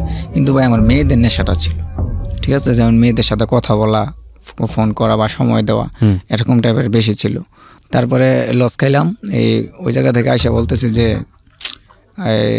যাগুলোকে টাকা কামামো, হ্যাঁ এই তো আস্তে আস্তে দূরে চলে যেতেছে। আবার আজকে আমার ওয়াইফটা চলে গেল কালকে, আজকে আমার টাকাটি ধরা খাইলাম। তো এই ব্যবসায়ী করতাম না, অন্য কাজ করবো। এখন যেন আমার ওয়াইফরে বুঝাইতেছি, এখন সে আর বোঝে না। তো এই আস্তে আস্তে ওই যে আমি পুরাটাই খাওয়া শিখি, শেখার পরে যে এখন দেখে কি, যে এটা না খাইলেই কেমন জানি মাথা জিম করে, বা হাত পা যেমন কেমন একবারে ঠান্ডা ওয়েদার ছাইরা দেয়, শরীর ছাইরা দেয়, মানে ক্ষুধা মোদা কোনো কিছুই লাগে না, খালি ঘুম নাই, কোনো কিচ্ছু নাই, মানে ওই যেমন টেনশনটা মুক্ত হয়, এটা করলে আমার কাছে এরকম লাগে। তো আস্তে আস্তে আমি খাই, এই 2টা 4টা 5টা এরকম করে খাইতে পুরাই খাওয়া শিখি। তো আমার ওয়াইফরে খবর দিই আসবো না। একদিন আসার পরে আমি অন্য এক জায়গায় জবের জন্যই করি, হোটেলে। তারপরে ওই জায়গায় আমার চাকরি হওয়ার পরে যে ওই জায়গায় গেছি মতো, তো পরে ওই জায়গার মহাজন আবার আমার পরিচিত, তো হয় ওই লোকে করে কি আমার ওয়াইফরা ফিরে আবার আমার কাছে আইনা দেয়। আচ্ছা, যা কিছু হয় আমি বুঝবো, আমার হোটেলে কাজ করবো, কোনো বাজে নেশা করতে পারতো না, তখন আমি রুম লয়ে দিলাম, আমি সবকিছু করে দিলাম। কিন্তু করার পরে কিছুদিন পরে জানতে পারি যে আমার ওয়াইফ প্রেগনেন্ট। তারপরে যে করলাম কি না, এখন সবকিছু বাদ দিয়ে দেবো, কিন্তু ওই যে মেয়েদের সাথে কথা বলাটা বা সময় দেওয়াটা, এটা বাদ দিতে পারি না। সবকিছু বাদ দিলেও এটা বাদ দিতে পারি না। আবার আমার ওয়াইফরা শোনাইতাম, দেখো তুমি আমাকে ভালোবাসো না, আমাকে ফালা চলে যাও, দেখো আমার জন্য মেয়েরা কত কিছু করে, ওই SMS পাঠাইলে বা ফোন দিলে হেডফোন দিয়া ও আর আমি দুজনে শুনতাম। মাঝে মধ্যে ফোন রিসিভ করে কইতো আমি ওর চাস্তো বোন, ফুফাতো বোন, হ্যাঁ ভাবি কোন কি কইবেন, আমার ওয়াইফ বলতো। মানে ওর একটা বিশ্বাস ছিল কি, জীবনে যাই কিছু করি বিয়ে করবো।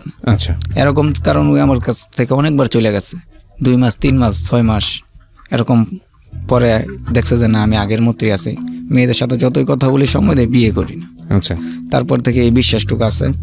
তারপরে করলো কি, শুনলাম যে ও আবার চাকরিতে লাগছিল 10-12 দিন করার পরেই শুনতে ভাই আমি কই না ভাইয়া তোমার কাজ করা লাগবে না, যেহেতু আমি 350-400 টাকা রোজ পাইতেছি, এগুলো চলে যাবো কেন, আমরা তার কোনো ঋণ নেই। আমি মানে ব্যবসাটা বাদ দিয়ে দিলাম যে আমরা তো কোনো ঋণ নেই। আর সংসার আর আমি যে মহাজনের কাজ করতাম সে বলতো যে তোমার হাজব্যান্ডের কোনো খরচ নাই, চা খাক সিগারেট খাক যাই কিছু খাক আমি খাওয়াই, ওরা 400 টাকা রোজ দেই, এই টাকাটা ওর হাতে দিতাম না, তোমার হাতে দিব, তুমি তোমার সংসার তুমি চালাইবা, কী করবা কেমনে কী করবা তুমি বুঝবা। আসলে ভাই আমার 10 টাকাও কোনো খরচ হইতো না, আচ্ছা মালিকে দিত সব টাকা। মালিকের সাথে আবার একটা কন্ট্যাক্ট ছিল কি, ধরেন যে 10 কেজি ময়দা 10 কেজির বেশি যদি 1 পাও বেশি কাটাইতে পারে ওইটা আমার আলগা বোনাস আছে, আচ্ছা এরকম। তো চাকরি করতেছি ভালো। চাকরিটা কি মানে আপনি ওখানে কি রান্না করতেন নাকি? হ্যাঁ আচ্ছা, রান্না করতাম, পুরি সিঙ্গারা এগুলো। তারপরে করলাম কি করতাম, তো ও বলতো কি যে দেখো এই তুমি যে মহাজনের কাজ করো হ্যাঁ না চোখ মুখ জানি কিরকম খারাপ খারাপ লাগে। আমি খারাপ বলতে কি বোঝায়, কই না হ্যাঁ আমার বোনকে ডাক দেয় ঠিকই, কিন্তু হ্যাঁ কথা আর আকার ইঙ্গিতে বা চোখের মধ্যে খারাপ কোনো উদ্দেশ্য পাই আমি। আমি কী কেন তোমার ছোটো বোনের মতো জানি করে, আবার কি আর খারাপ উদ্দেশ্য থাকবো, কহ তুমি রুম চেঞ্জ করো, আমি তো হ্যাঁ চাকরি ছেড়ে দাও। রুম মানে? মানে হ্যার রুম আর আমার রুম পাশাপাশি ছিল, আচ্ছা যেহেতু হ্যার দোকানে কাজ করতাম যে আমার লগের রুমই থাক, ঠিক আছে, যে তুমি রুম চেঞ্জ করো আর হ্যার হোটেলের চাকরি থেকে অন্য হোটেলের কাজ জোগাড় করো, না তো অন্য কাজ করো। আমি বললাম আচ্ছা ঠিক আছে। তো এরকম করতে করতে আমার বেবিটা হয়, আমার একটা ছেলে হয়। তো ছেলে হওয়ার পরে তো ওই দোকান থেকে আমি কাজ বাদ দিয়ে দিলাম, যেহেতু আমার ওয়াইফ না করছে, যে বাদ দিয়ে দিলাম। বাদ দিয়ে তো কী করবো, অটো চালাইলাম, অটো চালানোর পরে তো আমার বেবি এই হয়েছে। তো আমার আম্মুরা, আমি তো ফতুল্লা নারায়ণগঞ্জ থাকতাম, আমার আম্মুরা থাকতো মুন্সিগঞ্জ। তো আমার আম্মুরা নিয়ে এলো, যেহেতু কাজকর্ম করতে পারতো না, আবার সিজারে হয়েছে, তো আমাদের এখানে থাকুক। তুই পর আমি না আমার রোমবার আছে তো আমি এখানে থাকি কাজ করি। তো আমি কাজ করতেছি, রোজার মধ্যে হয়েছে, টাকার দরকার। পরে রোজার মধ্যে হয়েছে মতন, তো ভাই ওই যে আমি করলে কি ওই যে ছেড়েগুলোকে আমি কথাও বলি, আমার মনে হয় যে কার্ডও খেলি। আচ্ছা জুয়া খেলি মানে যে গ্যারেজের গাড়ি চলে ওই গ্যারেজে জুয়া খেলা চলে। আচ্ছা ঠিক আছে, তো জুয়া খেলা চলে। তো ওই যে মাঝে মধ্যে ওই যে ওরা করে কি ওই যে এই ডেন্ডি একটা নেশা, ডান্ডি, হ্যাঁ আটা দিয়ে করে যেটা, হ্যাঁ এইটা ওরা করতো। আর আমি করতাম কি ওই যে ইয়াবা খাইতাম। আর ওই যে মহাজনের গ্যারেজ ছিল হ্যাঁ খাইতো, হ্যাঁ সাথেই খাইতাম আমি করতাম। তো বাসাতে ফোন দিলে ফোন আর আমার পাইতো না, আর যদিও ফোন রিসিভ করতাম করতাম গাড়ি চালাতেছি। পরে এই সপ্তাহে আমার যেই টাকা পাঠানোর কথা ছিল তার থেকে অনেক টাকা কম পাঠাইতাম। আচ্ছা, যেহেতু আমার ছোট বাচ্চা আছে, ওয়াইফ আছে, বাপ মারটা বাদই দিলাম, হ্যাঁ তারপরে টাকা কম পাঠাইতাম। টাকা কম পাঠানোর পরে তো এই জুয়া খেলাটা আবার নেশা ওইটা জায়গা, জুয়া খেলার এবং ইয়াবা খাওয়ার দুটোটাই নেশা ওইটা জায়গা। তো এই গিরিজে থাকা অবস্থায় একজন আমার ফেন্সি ডিলের সম্বন্ধে আর কি একটু বুঝাইলো। ঠিক আছে, আমি কই ভাই এটা তো আমি কোনোদিন করি নাই, এই ইয়াবার উপরে আমার অনেক অভিজ্ঞতা আছে, কোন জায়গাতে না কেমনে আনতে হইব বা কার সাথে কী করলে কী হইব এটা আমি কিছুটা বুঝি, কিন্তু ফেন্সি ডিলের প্রতি আমার কোনো ধারণা নেই। কোনো ধারণা না, তোর খালি তোর গাড়িটা ইউজ করবি আর কোনো কিছু না। আমি কই ভাই গাড়িটা তোর আমার না, আমি তো ভাড়া চালাই গাড়িটা। যাই হোক তোর কোনো সমস্যা হইব না। তো আমি আবার রাত্রের বেলা টিপ মারতাম, ফতুল্লা লজ গাঁটতেন, আদমজি, সিদ্দিরগঞ্জ, চিটাং রোড, ঠিক আছে, ওইসব জায়গায় টিপলে যেতাম, বেশি টাকা ভাড়া খাইতাম। এই পরে আমি কই কি আচ্ছা ঠিক আছে আমি বুঝার পরে তো একদিন করে কি কয় তোরা 10,000 টাকা দেবো, তুই কর, এই বস্তাটা খালি অমুক জায়গার মধ্যে দিয়ে যাবি। আচ্ছা ঠিক আছে, দিয়ে এলাম। পরে 10,000 টাকা 5,000 টাকা দেয় না, আমার দিয়েছে 1,000 টাকা। আচ্ছা 1,000 টাকা দিয়েছে। পরে আমি কই, তখন আমি এটা কিছু মনে করিনি, আমি কই যা একবারই তো, আর তো জীবনও পাতি না। পরে ওইটা ওরা কইলে আর না করতাম। তারপরে করলাম কি যে আসলে ফেন্সিডিল নামই শুনছি, যে এটা কীরকম ওইটা আমি জানতাম না। আচ্ছা, হ্যাঁ পরে এটা বাদ দিয়ে দিলাম যে না এটা আমার পক্ষে সম্ভব না করাটা, এটা বাদ দিয়ে দিলাম। কিন্তু ভাই ওই যে আমার মেয়েদের প্রতি নেশাটা আমার আছে। নেশাটা কি শুধু কথা বলার ছিল নাকি তখন সব দিক দিয়েই? আচ্ছা, ঠিক আছে, সব দিক দিয়ে আপনার স্ত্রী থাকার পরেও? জি, সব দিক দিয়েই কিন্তু এই নেশাটা ছিল। আর ওই যে নেশা ইয়াবা নিতাম, করতাম। তখন ইয়াবা রেগুলার নিচ্ছেন? হ্যাঁ, ঠিক আছে। তারপরে নিতে এক পর্যায়ে দেখা যায় কি যে আমার ওয়াইফরে যেমন আমার পরপর মনে হয়, এই নেশা করতে করতে মেয়েদের পিছনে নিতেন, তার ইয়াবা খাইতে আমার মনে হয় কি আমার ওয়াইফ মানে আমার কেমন জানি লাগে, ও কথাগুলি যেমন আমার কাছে বিশ্বের মতো লাগে, কেমন জানি ওরা দেখতেই মনে করে না এরকম। আচ্ছা, তো দেখতে মনে করেন তখন বাচ্চার 5 মাস বা 5.5 মাস এরকম।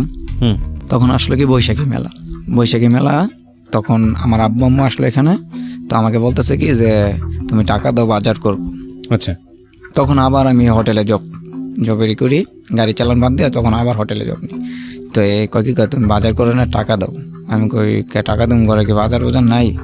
কয় আব্বু আম্মু রাইছে, তো বাজার করতে হইব না। আমি কই দিব না, তুমি যাও। হ্যাঁ, পরে ও আমাকে বলে কি যে স্বামী থাকতে না খায় থাকুন গেলে। তো এটা কইছে মতন না ভাই, আমার জিদ উঠে আছে, কিরে আমি কি তোরা না খাওয়া রে? ঠিক আছে, তো আমি করি কি যে আমার হাতে বেলুন ছিল না, বেলুনটা একটা বাড়ি দিয়েছে মতন মাথাটা ফাইটে গেছে। মাথাটা ফাইটে যাওয়ার পরে তো ওয়ে করছে কি ওই জায়গায় আর কিছু করে নাই, এই ওনার দেওয়া মাথাটা না ঢাইকা বাচ্চাটারা করলেন না, ডাইরেক্ট ওদের বাসায় চলে একবারে ডাইরেক্ট বরিশাল গেছে। বরিশালের বাপের বাড়ি বরিশাল চলে গেছে।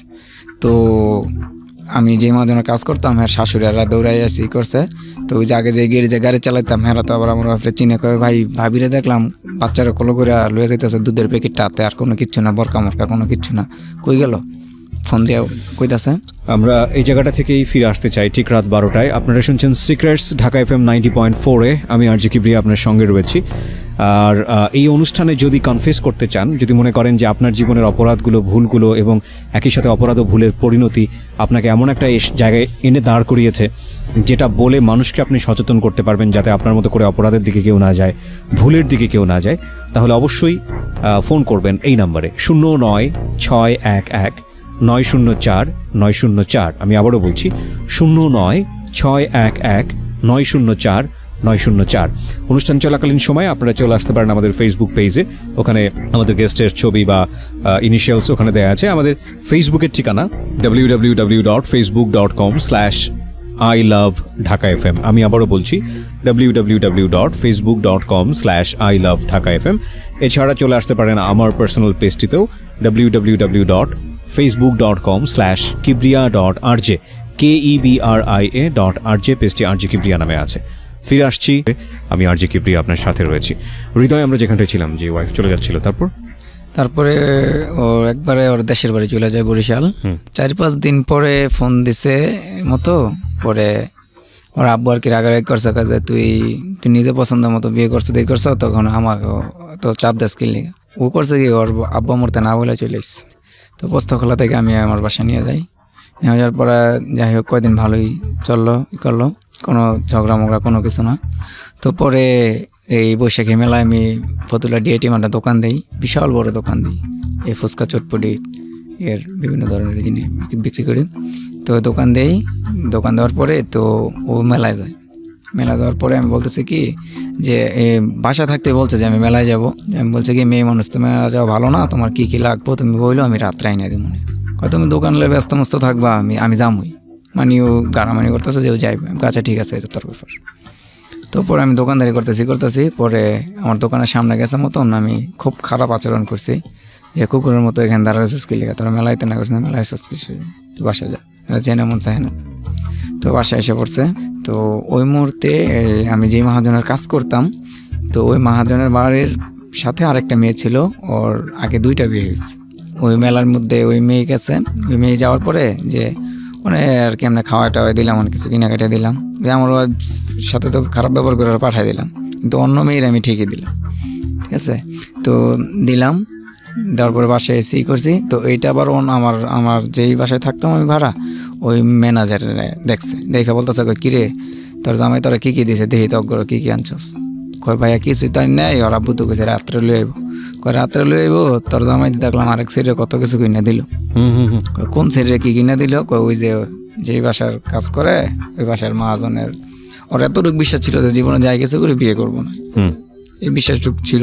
এমনও সময় গেছে ভাই, মানে আমার ওয়াইফরে আমি রাত্রের বেলা বৃষ্টির মধ্যে ফ্যাকনেট অবস্থায় আমি ওর বাসায় রেখে অন্য জায়গায় গেছি, অন্য মেয়ের বগল। ঠিক আছে, তারপরেও কিছু বলতো না। এরপরে করলো কি, পরে বাসা গেছে মতন এটি কইতেছে যে না এখন আমার সংসার আরো বড় হয়েছে, হয়েছে, তুমি পোলারে কিছু কিনে দিলে না, আমার লেগে কিছু কিনে আনলো না, তো মেয়েরে তো ঠিকই দিলা। আমি কইতে তোমার মেলায় যেতে না করছি, তুমি গেছো এই যে দেখিছো দিয়ে নয় আনিও নাই। ঠিক আছে, কয় এইটার লেগে নাকি ওই মেয়ের পিছনে পড়ে? আমি কই যেটা মনে করো। ঠিকই ভাই, আমি বাসায় যদি কোনো 10 টাকা থাকলে চকলেট আনছি আমার বাবুর লেগে, তাও আনি, ওর লেগেও আনিনি। তো ওই মেয়েরে ঠিকই দিছি। তারপরে কিছুদিন পরে ঝগড়া লাগা করলো কি, এই আমার বাবুটারে নিয়ে চলে গেল, আবার চলে গেল। আবার চলে গেল কোথাও ওর বোনের পাশে। আমি যে জায়গায় থাকতাম ওই জায়গাতে কিছু লোকজন নিয়ে গেলাম, আইলো না। 3-4 বার গেলাম, আইলো না। গেছো তো গেছে, আর আসবো না। যে তোমার অনেক সুযোগ দিছি, এই কিছুদিন আগেও তুমি আমাকে সুযোগের সদ্ব্যবহার করছো, অনেক সুযোগ দিছি, আর দিতাম না। তুমি তোমার রাস্তা দেখো, আমি আমার পোলালে আমার রাস্তা দিই। আমার ওয়াইফের প্রতি তো এমনি আমি আস্তে আস্তে কাইটা গেলাম, গাইয়ে গেলাম, মানে কেমন জানি লাগে, দেখলি জিদ ওঠে এরকম। পরে ওর কোনো খবর হলো না, কয়েকদিন খবর নিচ্ছি, পরে আর তো গেছে যাক পোলার খবর পাবো না আপনি, এরকম টাইপের কিছু। তো ওই আস্তে আস্তে নেশা মানে কমাই দিতেছি, আস্তে আস্তে নেশা কমাই দিতেছি। তো ওই যে ওই মেয়ের পিছনে সময়টা বেশি দিতেছি, আচ্ছা, সময়টা বেশি দিতেছি। এটা জানতো যে আপনি বিবাহিত, আপনার বাচ্চা হ্যাঁ, আছে? সবকিছু জানতো। আর ওরাও তো বাচ্চা ছিল একটা। হ্যাঁ, ওর বাচ্চা ছিল এবং ওর 2টা বিয়ে হয়েছে, দুটো সংসার এলোমেলো হয়ে গেছে, হয়ে গেছে। আবার ওর বাচ্চাটা থাকে ওর প্রথম হাজবেন্ডের সাথে, আচ্ছা, আদর করতে পারে না। তো এই করলাম কি, এক জায়গায় খোঁজ পাইলাম যে আমার ছেলের ওই জায়গায় আছে। তো আমি করলাম কি গিয়া, এই আমি ভাবছি কি যে যাই কিছু করছি, যে আমার বাবুটার আমি কোলে নিয়ে আইলে ওই আপনি এমনি পিছিয়ে পিছিয়ে আয় পড়বো না। মানে আপনার ওয়াইফ? হ্যাঁ। তো আমি করছি কি, গেছি মতো না, ওই আইতো না, ডিভোর্স দিয়ে দেবো, এটা করবো, কত কিছু খারাপ আচরণ করতেছে। তো আমি করছি কি, আমার বাবুটারে কোলে নিয়ে আমি আবু চলো আমরা চলে যাই। তখন বাচ্চার 7 থেকে 8 মাস বয়স। পরে করলো কি, আমার ছেলের নিয়ে আমি চলে আসলাম। তা আমার ধারণা ছিল যে আমি আসলে বাচ্চার টানে আপনি পিছিয়ে পিছিয়ে আয় পড়বেন। তো আমি বাচ্চা নিয়ে এসেছি, মানে বাড়ির সবাই কেছে কিরে বাচ্চা লইয়েছো, যাকে তোর বউ কো, আমি গাইব না। তো আম্মু কই কিরে উয়ে কো, আমি কয় বাবুর মাই কো, আমি কই হয়তো আয় নাই। তা আম্মু মনে করছি কই কো স্যারা কান্তাছে। পরে আমি কই কি মা ওই তো আয় নাই, কে আইব না।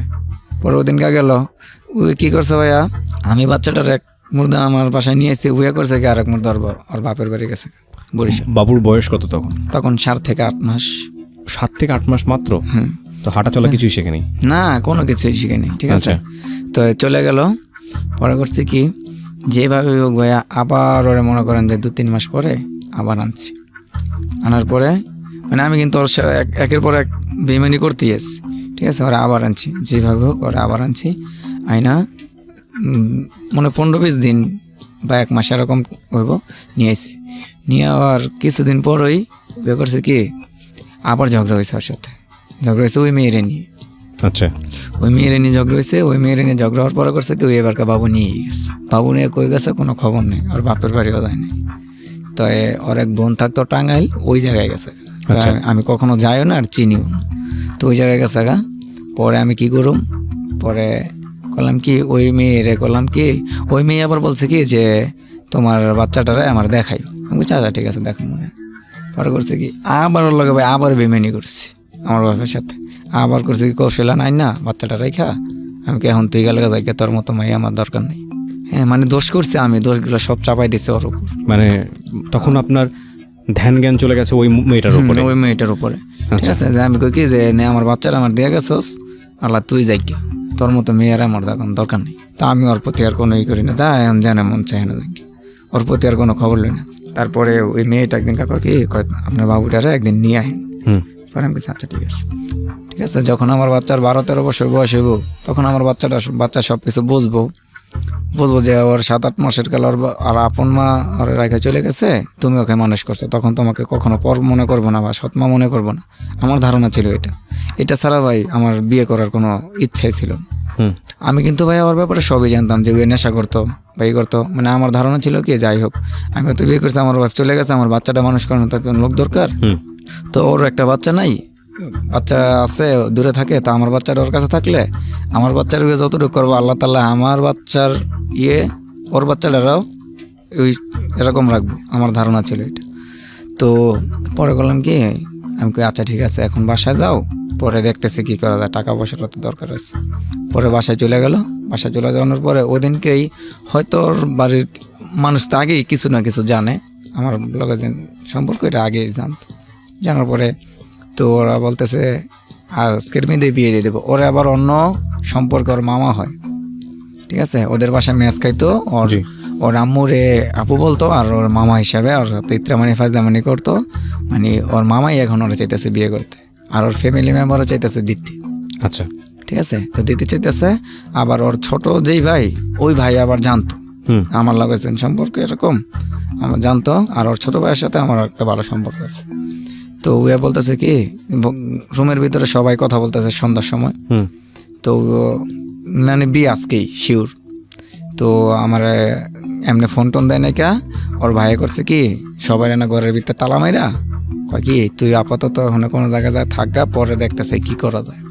তো ও করছে কি ডাইরেক্ট আমার এখানে আপনি আমার বিয়ে করবেন, আজকের মধ্যে যদি আপনি আমার বিয়ে করবেন না তো আমার অন্যজন অন্যখানে বিয়ে দিয়ে দিতেছে। এবং এটা তখন আপনি আপনার ফার্স্ট ওয়াইফকে ডিভোর্সও দেননি? না, ওটার তো ডিভোর্স দেই নাই, আর ওর সাথে মানে কোনো যোগাযোগও নাই, কোনো কথাবার্তাও নেই।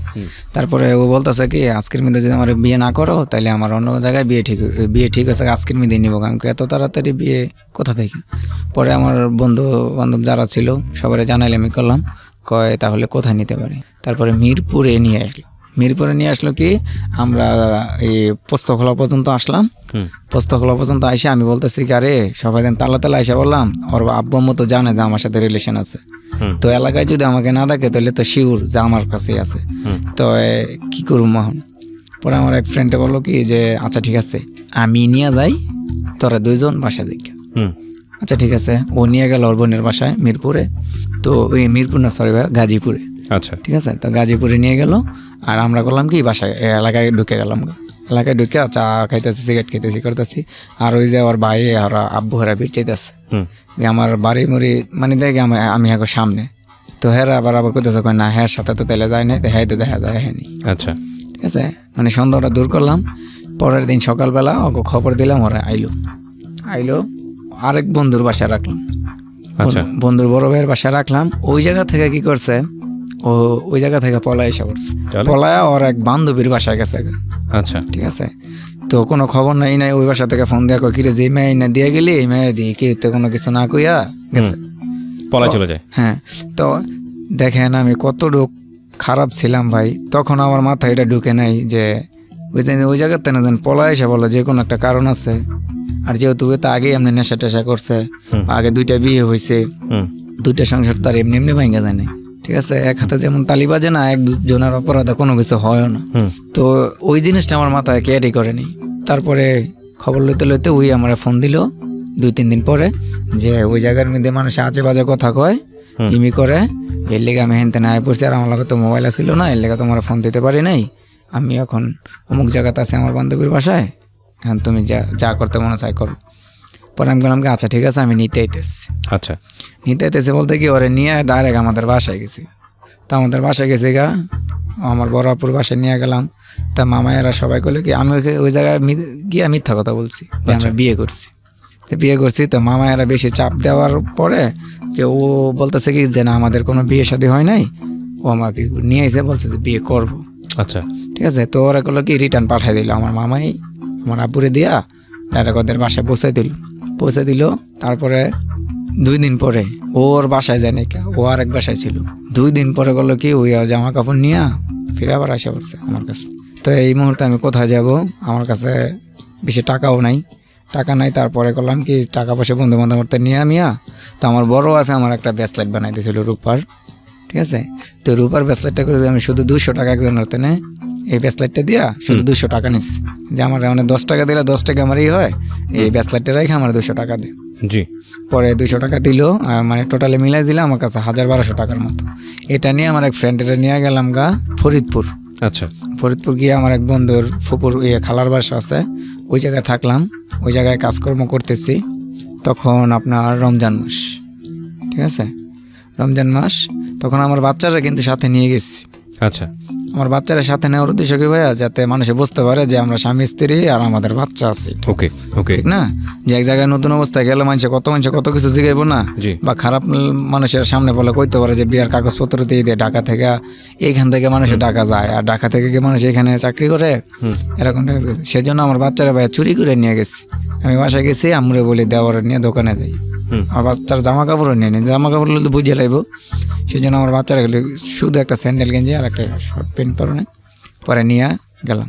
তো ওই জায়গায় ওই একটা চাল খাটাইছে কি, যে আমি যেই বন্ধুর সাথে গেছি, যে বন্ধুর খালার বাসায়, কয় তোমার এই বন্ধু আমার খালি খারাপ কথা কয় আর এমনি করতে আজে বাজে কথা কয়, যে বিয়ের আগে ওর লগে থাকো সি করস, তাহলে আমগো দিলে কি এরকম টাইপের কিছু।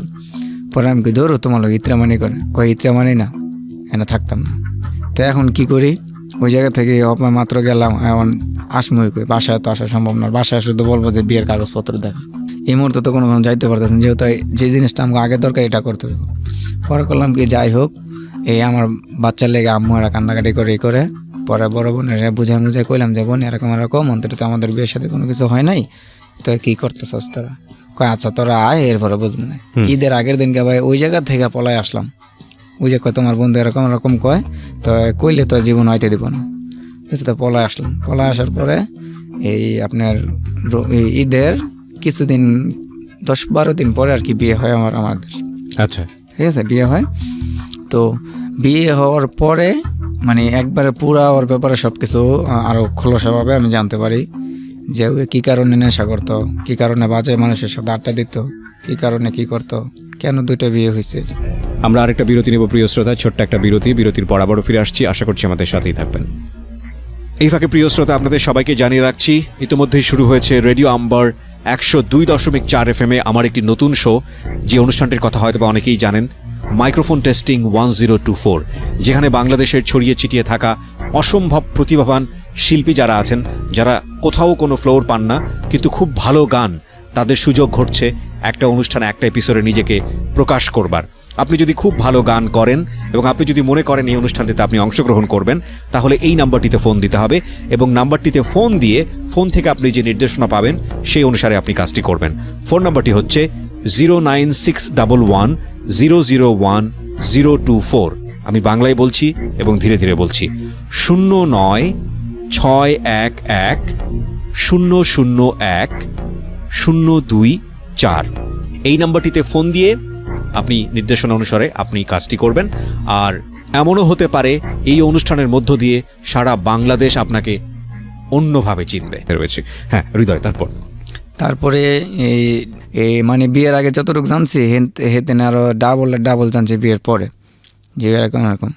তো এখন তো আর আমার কিছু করার নাই, যা আমাকে দোষ যা, বিয়ের আগে যা করছে, এখন আমি কিভাবে ভালো করতে পারি সেটা আমি দেখব। তা আমি দেখবো। তো আমার বাচ্চাটার মোটামুটি ভিতরের খবর তো আর বলতে পারি না, মানে আমাদের সামনে ভালোই আদর যত্ন করে করে। তো বুকে নিয়ে ঘুম পাড়ায়, ছোট বাচ্চা, বুকে নিয়ে ঘুম পাড়ায়। পরে করলো কি, যে ওর ভিতরে যেন এত ব্যাস, এটা কখনো বুঝিনি। পরে করলো কি, কিছুদিন পরে মানে আমাদের বিয়ে হওয়ার 10-15 দিন পরে ও আমাকে বলে কি, দেখো তোমার দুলাভাই না আমার কেমন খারাপ কথা কয়। কি কয় কয় তোমার এরকম নিয়া তুমি আমার শালারে কি দেখাইছো, ওই দিন নেশা করে, ইয়াবার ব্যবসা করে, খারাপ লাইনে চলে করে, আর তোমার এরকম শরীর নিয়ে, এরকম সুন্দর চেহারা নিয়া, হ্যাঁ তোমার চুল দেখলে মানুষের মাথা নষ্ট হয়ে যাবে, তুমি ওরা কি দেখাইলা, এরকম টাইপের কিছু। আমি কই তো শালার বউ হিসেবে বলতেই পারে, কয় না, বলার মধ্যে রহস্য থাকে না। পরে মানে আমার এটা জানাই তো, যাতে যদি কোনোদিন কোনো কিছু হয়ে যায়, যে বা আমার চোখে ধরা পড়ে, উয়ে যাতে সারতে পারে, আচ্ছা এরকম টাইপের কিছু। তো এরকম করে দেখা, তো এটা করলাম কি, আমার বড় আপুরে ডাক দিয়া আর আমার আম্মুরে, দেখো এরকম যদি করে তাহলে এটা কি ঠিক? ভাগ্নির শ্বশুর বাড়িটার সামনে, আমার মানিজ্যতার কথাটা হইলে পরে, একদম ভাগ্নিটার দিকে কিন্তু তাকাইতে হইব, যেহেতু ওর ফোনে বিয়ে হয়েছে, এখন ওর স্বামী ওর কাছে হয় না, কোনো কিছুই না, মানুষে জানছে যে বিয়ে হয়েছে, এই পর্যন্তই। তো এটা একটা বদনাম হয়ে গেলে তাহলে কি? পরে কই আচ্ছা ঠিক আছে, আরে বুঝায় ই করে মনে। পরে আমার বোনের কতক্ষণ কান্না কইরা, পরে আর কি না কি কইছে জানি না। পরে আমার বোনের স্বামীর সাথে কিন্তু ওর ঠিকই সম্পর্ক আছে, ঠিক আছে। তো করলো কি এখান থেকে পলায় চলে গেল, পলায় কই চলে ওদের বাসায় আসছে। আচ্ছা, ওদের বাসায় আসার পরে আমি গেছি গাড়ি চালাইতে, আমার ছোট বোন ফোন দা বলতেছে কি যে, কিরে তোর বউ দেখে গেছে গা? আমি কই গেছে গা? কয় কেমনে কই গেছে গা? ঘরে নেই। হ্যাঁ ঘরে নাই। পরে এখানে গিয়া ফোন দিছে মতন আমি আইলাম, দেখা করলাম, কথা কইলাম যে কি তুমি এরকম করলা, কি লেগা? কত তোমার দুলাভাই আমার লগে এরকম করে আচরণ করে, এটা লেগে আমি করছি।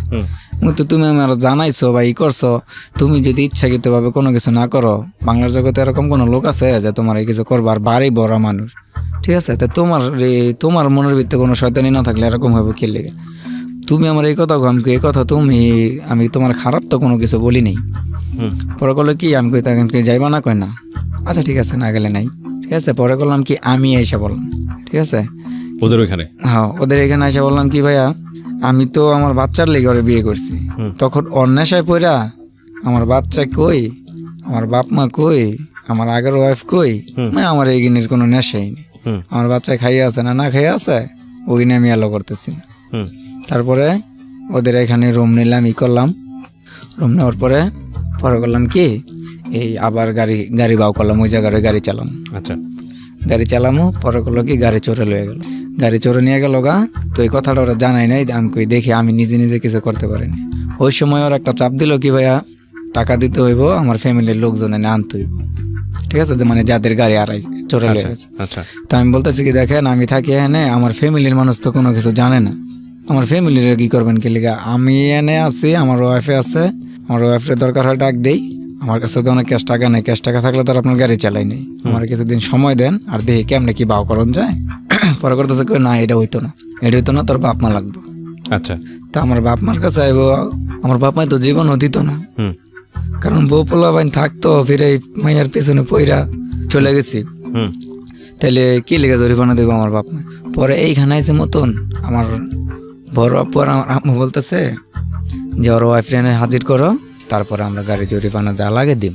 আচ্ছা, আমি আবার করলাম কি যে কিরে তাহলে এখানে শুধু ও ফাইসা যাবো গা, কি লেগে গাড়ি চোরে নিছে আমার কাছ থেকে, আর এখন পর্যন্ত ও জানেও না যে আমার কাছ থেকে গাড়ি চোরে লিয়ে গেছে গা। আচ্ছা, তো এখানে যদি ওরা হাজির করে তাহলে তো আমার বোন আর আমার ফ্যামিলি ওরা অপমান করবো বা গায়েও হাত তুলতে পারে, কোনো বিশ্বাস নেই, ঠিক আছে। তো শুধু ওরা ফাঁসামো কিল লিগা। তো এখান থেকে কি করা যায়, পরে করলাম কি ভাইয়া আমার বাচ্চারে নিয়ে ডাইরেক্ট আমার শ্বশুর বাড়ি চলে গেলাম, প্রথম ওয়াইফের বাসায়। আচ্ছা, বরিশাল, ঠিক আছে। তো ওই জায়গায় জানে তো ওরা তো জীবনও মাইনে নেবো না, যেহেতু জানে না বিয়ে শাদী করছি। পরে করলাম কি আমার শাশুড়িটা ভাই অনেক ভালো, আমার শ্বশুরের চেয়ে আমার শাশুড়ি অনেক ভালো, কারণ এর কোনো ছেলে নাই তো, আর 4টা মেয়ের জামার থেকে সবচেয়ে চেনে ভালো জানে। আমি গেলাম ওই জায়গায়, আর আমি ফোনে বলে গেছি দেখো আমার কাছ থেকে গাড়ি তো চোরে লয়ে গেছে গা, তো এরা কোনো ফ্যামিলির মধ্যে চাপ দিতেছে, এই লেগে আমি বাবুরে নিয়ে আইতেছি, যেহেতু আমি একলা গেলে তো কোনোদিনও থাকতে দেবো না, তো বাবুরও ছেলে যে কদিন থাকতে পারি, তো বাবুরে নিয়ে গেলাম ওই জায়গায়। পরে ছোট ওয়াইফ জানতে পারছে যে গাড়ি চোরে লিয়ে গেছে এরকম টাইপের, না আমার কোনো খোঁজ খবর নেই। পরে আমি বললাম কি বরিশালে গিয়া সবারে বুঝে শুনে কইলাম মতন, হ্যাঁ মাইনে নেওয়ার পরে হ্যাঁ বলতেছে কি দেখো আমার মেয়ে তোর ডিভোর্স দিয়ে দিয়েছিল, তো ডিভোর্সের কাগজটা ওই অন্তরে পায় না, আর ওইও কোনো সাইন শুন দেয় না, এটা কি ডিভোর্স হয়েছে। পরে কইতেছে না এটা কোনো ডিভোর্স মানে বুঝেন আমার ডিভোর্স দিয়েছে, আমি কাগজটা হাতে পাই না, আর আমি জানিও না, মানে শুনছি যে আমার ডিভোর্স দিয়ে দিয়েছে, কাগজ পাইলাম, ঠিক আছে। তারপরে ওই জায়গায় করলো কি আমি কই তাহলে আমার একটা কাজটা যাও করে দাও, মানে কি আপনার ওয়াইফ মেনে নিল, আপনার প্রথম ওয়াইফ? সবাই মেনে নিছে, ওইবারে আমার শ্বশুর বাড়ি সবাই মেনে নিছে। আচ্ছা, ঠিক আছে। আমার কইতেছে আমি ইচ্ছা করে কইতেছি দেখো এইভাবে তো ভালো লাগতেছে না, আব্বারে বইলা এখানে একটা কাজ টাজ বাউ করে দাও। আব্বার বাউ করানো লাগতো না, আমি ওই কাজ বাউ করছি কিন্তু তোমার ডরে কইতাছি না। আমি কই কি কাজ, কয় আবার রাগমুখ করো না, আমি কই কাজ হইলেই চলে, শরীরের হাতে বাদে যে কোনো কাজ হইলেই চলে। আচ্ছা ঠিক আছে। এরপরে গেলো কি ওই যে ভ্যান গাড়ি দিয়ে আর কি মাটি নিতে হইব এক জায়গায়, এরকম একটা কন্ট্রাক্টের কাজ আরেকজনের মাধ্যমে গেলাম, তো কিছুদিন করলাম। করার পরে তো আমি জানি যে ভালো হোটেলের কাজ জানি, এটা আমার শ্বশুর এক দোকানে বলছে, তো ওগুলো কি তো কয় তাহলে মেয়ে জামার একদিন নিয়েও দেখি কিরকম কাজকর্ম করতে পারে, কাজে লাগাই দেবো না। কিন্তু ওই জায়গায় যাবে আমি নেশা করি, কিন্তু হ্যাঁ ইয়াবা পাইতাম না অবশ্য, মানে গাঁজা টাজা এমনি পাইতাম, ওইটাই খাইতাম। তারপরে আমি ওই জায়গায় বলতেছে যে তোমার মেয়ে জামারে নিয়ে এসো দেখি কি কাজ টাজ করতে পারে। পরে গেলাম একদিন, কাজ টাজ দেখে সবাই পছন্দ করলো হোটেলের। পরে করলো কি দেখো আমার কিন্তু বেচা কিনা কম, 300 টাকার বেশি আমি দিতে পারবো না, খাওয়ান টাউন সব মহাজনের 300 টাকা করে। তো আমি বললাম যে আচ্ছা ঠিক আছে কয়দিন করতে থাকি দেখি কি করা যায়। তো ওই জায়গায় কাজ করতেছি। পরে ভাই আমার ফ্যামিলি থেকে টাকা 30,000 টাকা জরিমানা দিল, ঠিক আছে। আমাদের এলাকার এরা গিয়ে আপনার দ্বিতীয় স্ত্রীর জন্য 30,000 টাকা জরিমানা। হ্যাঁ ঠিক আছে। তো আমার ফ্যামিলির মধ্যে প্রচন্ড চাপ দিতেছে, এই করতেছে, আর আমার ওয়াইফ নিয়ে ওই জায়গায় আটকে রাখছে, সেকেন্ড ওয়াইফ নিয়ে। এই তারপরে আম্মু আর আব্বুরা সবাই করলো কি 35,000 টাকা দিয়ে দিল, ঠিক আছে।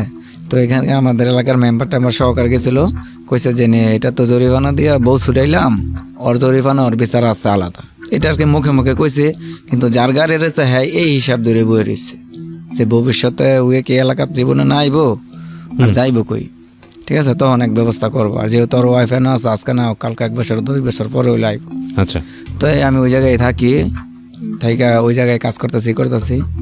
তখন করলাম কি এই আমার ছোট ভাই মানে আমার সিমটা চালু করছিলাম, আমার বড় ভাইয়ের মোবাইলের মধ্যে আমার সিমটা চালু করছিলাম। চালু করার পরে দেখি কি ফোন SMS অনেকগুলো দিছে। পরে নগদে ফোন দিল, ফোন দেওয়ার পরে ওর সাথে কথা বললাম, কয় তুমি কই আছো, কেমন আছো, কোনো জানালা নেই, করলো না। পরে বললাম যে আমার কাছে তো মোবাইলও নাই আর এইও নাই, কাছে যোগাযোগ করুম কীভাবে। কয় তাহলে আজকে পাইলে কইতে না, কয় আজকে এক বন্ধুর মোবাইলও সিম পড়ছে। আমি জেনে যে গেছি সেটা বলতেছি না। পরে 3-4 দিন পরে কয় কি কয় তোমার এইটা বুঝলাম না, তুমি রাত্রের বেলা কথা কইতেছ না, দিনের বেলা কথা কও, রাত্রের বেলা কথা কইতেছ না, কি লেগে? তো আমার উদ্দেশ্য ছিল যে আমার বড় ভাইয়ের সাথে থাকি কি আমি ছোটোর সাথে কথা বলবো, এটা কি কেউ বাইনে নিব কোনো দিন? পরে আমি কই কি এমনি সমস্যা। পরে ও হয়তো বুঝতে পারে মানে যেভাবে হোক আর কি আমার আমি কোন কারণে কি লেগা কোন বিষয় যান একবারে চাকরি বাকরি হালাই থিয়া পোলা মোলা সব হালাই থিয়া এমনি একা করছি সেকেন্ড ওয়াইফের কাছে। হ্যাঁ ঠিক আছে। ওই জায়গায় আবার বরিশাল থেকে এই নারায়ণগঞ্জে এসে বললাম এইখানে এসে আমি বলতেছি যে আমার সন্তান তো আমি ওয়াইফ থিয়া এখানে আসলাম, মানে আমার মাথায় কোনো কাজ করতেছে না, আমি এখানে আসলাম কার আশায়, কি লিখে আসলাম। পরে এসে এখানে আবার এক বড় ভাইয়ের সাথে পরিচিত হইলো, এই আবার ব্যবসায়ী। পরে ও বলতেছে কি দেখ তুই আবার এটা কর। পরে চিন্তা ভাবনা করলাম যে জীবনে সব কিছু তো হারাই ফেলাইতেছে আস্তে আস্তে, যা আবার এটা ধরুন। ঠিক আছে, কিন্তু ভাই আমি কিন্তু আমার বড় ওয়াইফের জন্য ভালো হয়ে গেছিলাম। ঠিক আছে, বড় ওয়াইফের জন্য ভালো হয়ে গিয়েছে। হ্যাঁ, ও ডাইরেক্ট বলছে যে তুমি যদি এগুলো করো তাহলে কখনো তোমার সংসার করবো না আর আমি থাকবো না। ঠিক আছে, তুমি আমার সৎপথ অর্জন করে 10 টাকায় না দাও, এটাতে আমি চলে যেতে পারবো। ঠিক আছে, তো আমি আবার করলাম কি আবার এই জায়গায় এটির সাথে জড়িত হইলাম। তো আবার এই ছোটো ওয়াইফরে নিয়ে এই তার মধ্যে কি করছি ভাইয়া, এই আমি বাসায় চলে আসছি, ছোটো ওয়াইফের সাথে দেখা করছি, এমনি আপনার দেখা করে তারপর আমি তাহলে আমি বাসায় জায়গায় 2-3 দিন এই জায়গায় ছিলাম। আমি আমার বন্ধুর বাসায় ছিলাম, ও তো ওদের বাসায় থাকে। তো চলে গেলাম, চলে যাওয়ানোর পরে বাসায় গিয়া ভাইয়া আবার 2-3 মাস পরে আমার বড় ওয়াইফরে সন্তানটা এনে খবর জানালাম আমাদের বাসায়। আনানের কিছুদিন পরে আমার আব্বু আমার 10,000 টাকা দিল ব্যবসা করার লেগে। কনে টুকটাক ব্যবসা বাণিজ্য করোন আর কী করবি, তার কোনো সিজন না যে কোনো কাজকর্ম করবি। তো ওই দিদি আমি এত কম চালান দিয়ে কী ব্যবসা করতাম। পরে করলাম কি যা কিসের ব্যবসা করতে পারি, তো ছোট্ট করে একটা আর কি ভ্যান গাড়ির মতো একটা গাড়ি কিনা এই ফুচকা চটপটি হালিম টালিম টিকা এগুলো আর কি বাঁচতাম। আমাদের আবার ছোট্ট একটা চার দোকান আছে, ওই দোকানের সামনেই আর কি বিক্রি করতাম। তো বিক্রি করতাম, আবার মেলায় নিয়ে যেতাম, ওয়াজ মাহফিলে নিয়ে যেতাম দোকান। তো নিয়ে যাওয়ার পরে তো করতাম কি একদিন আমাদের এখানে একটা বড় মেলা হয়েছে, ওই জায়গায় আমার 5-6 হাজার টাকার মতো লাভ হয়েছে। তো করলো কি এই ছোটো ওয়াইফ ফোন দিল, আমি আচ্ছা ঠিক আছে। তখন মানে বছরের প্রথম দিন আর কি ফোন দিছে মতন আমি আচ্ছা ঠিক আছে, আমি তো আজকে আইতে পারতাম না, কালকে আইতেছি। ঠিক আছে, তো বড় ওয়াইফ আর বাচ্চা কিন্তু আমার বাসায়। ঠিক আছে, তো ওইটা করলাম কি বাসায় ওদের বাসায় থেকে আমি করলাম কি ছোটোটার বগলে চলে গেলাম। ছোটটা জানেন আপনি বড়টার সাথে আছেন, বড়টা জানেন না ছোটটার সাথে আছেন? না, আমি তো বড়টার সাথেই আছি, কিন্তু ছোটটা তো জানে, কিন্তু বড়টা জানে না যে ছোটটার সাথে এখন আমার কথা চলে বা দেখা সাক্ষাৎ হয়। আমরা বিরতি নেব এখানে, প্রিয় শ্রোতা, আরেকটা বিরতি, এরপর আমরা একেবারে শেষ ভাগে ফিরছি। আপনারা শুনছেন সিক্রেটস ঢাকা FM 90.4-এ। আর এই অনুষ্ঠানে যদি অংশগ্রহণ করতে চান প্লিজ আমাদেরকে ফোন দেবেন। আমাদের ফোন নাম্বারটি হচ্ছে 09611904904। আমি আবারও বলছি 0961190। জি বলুন।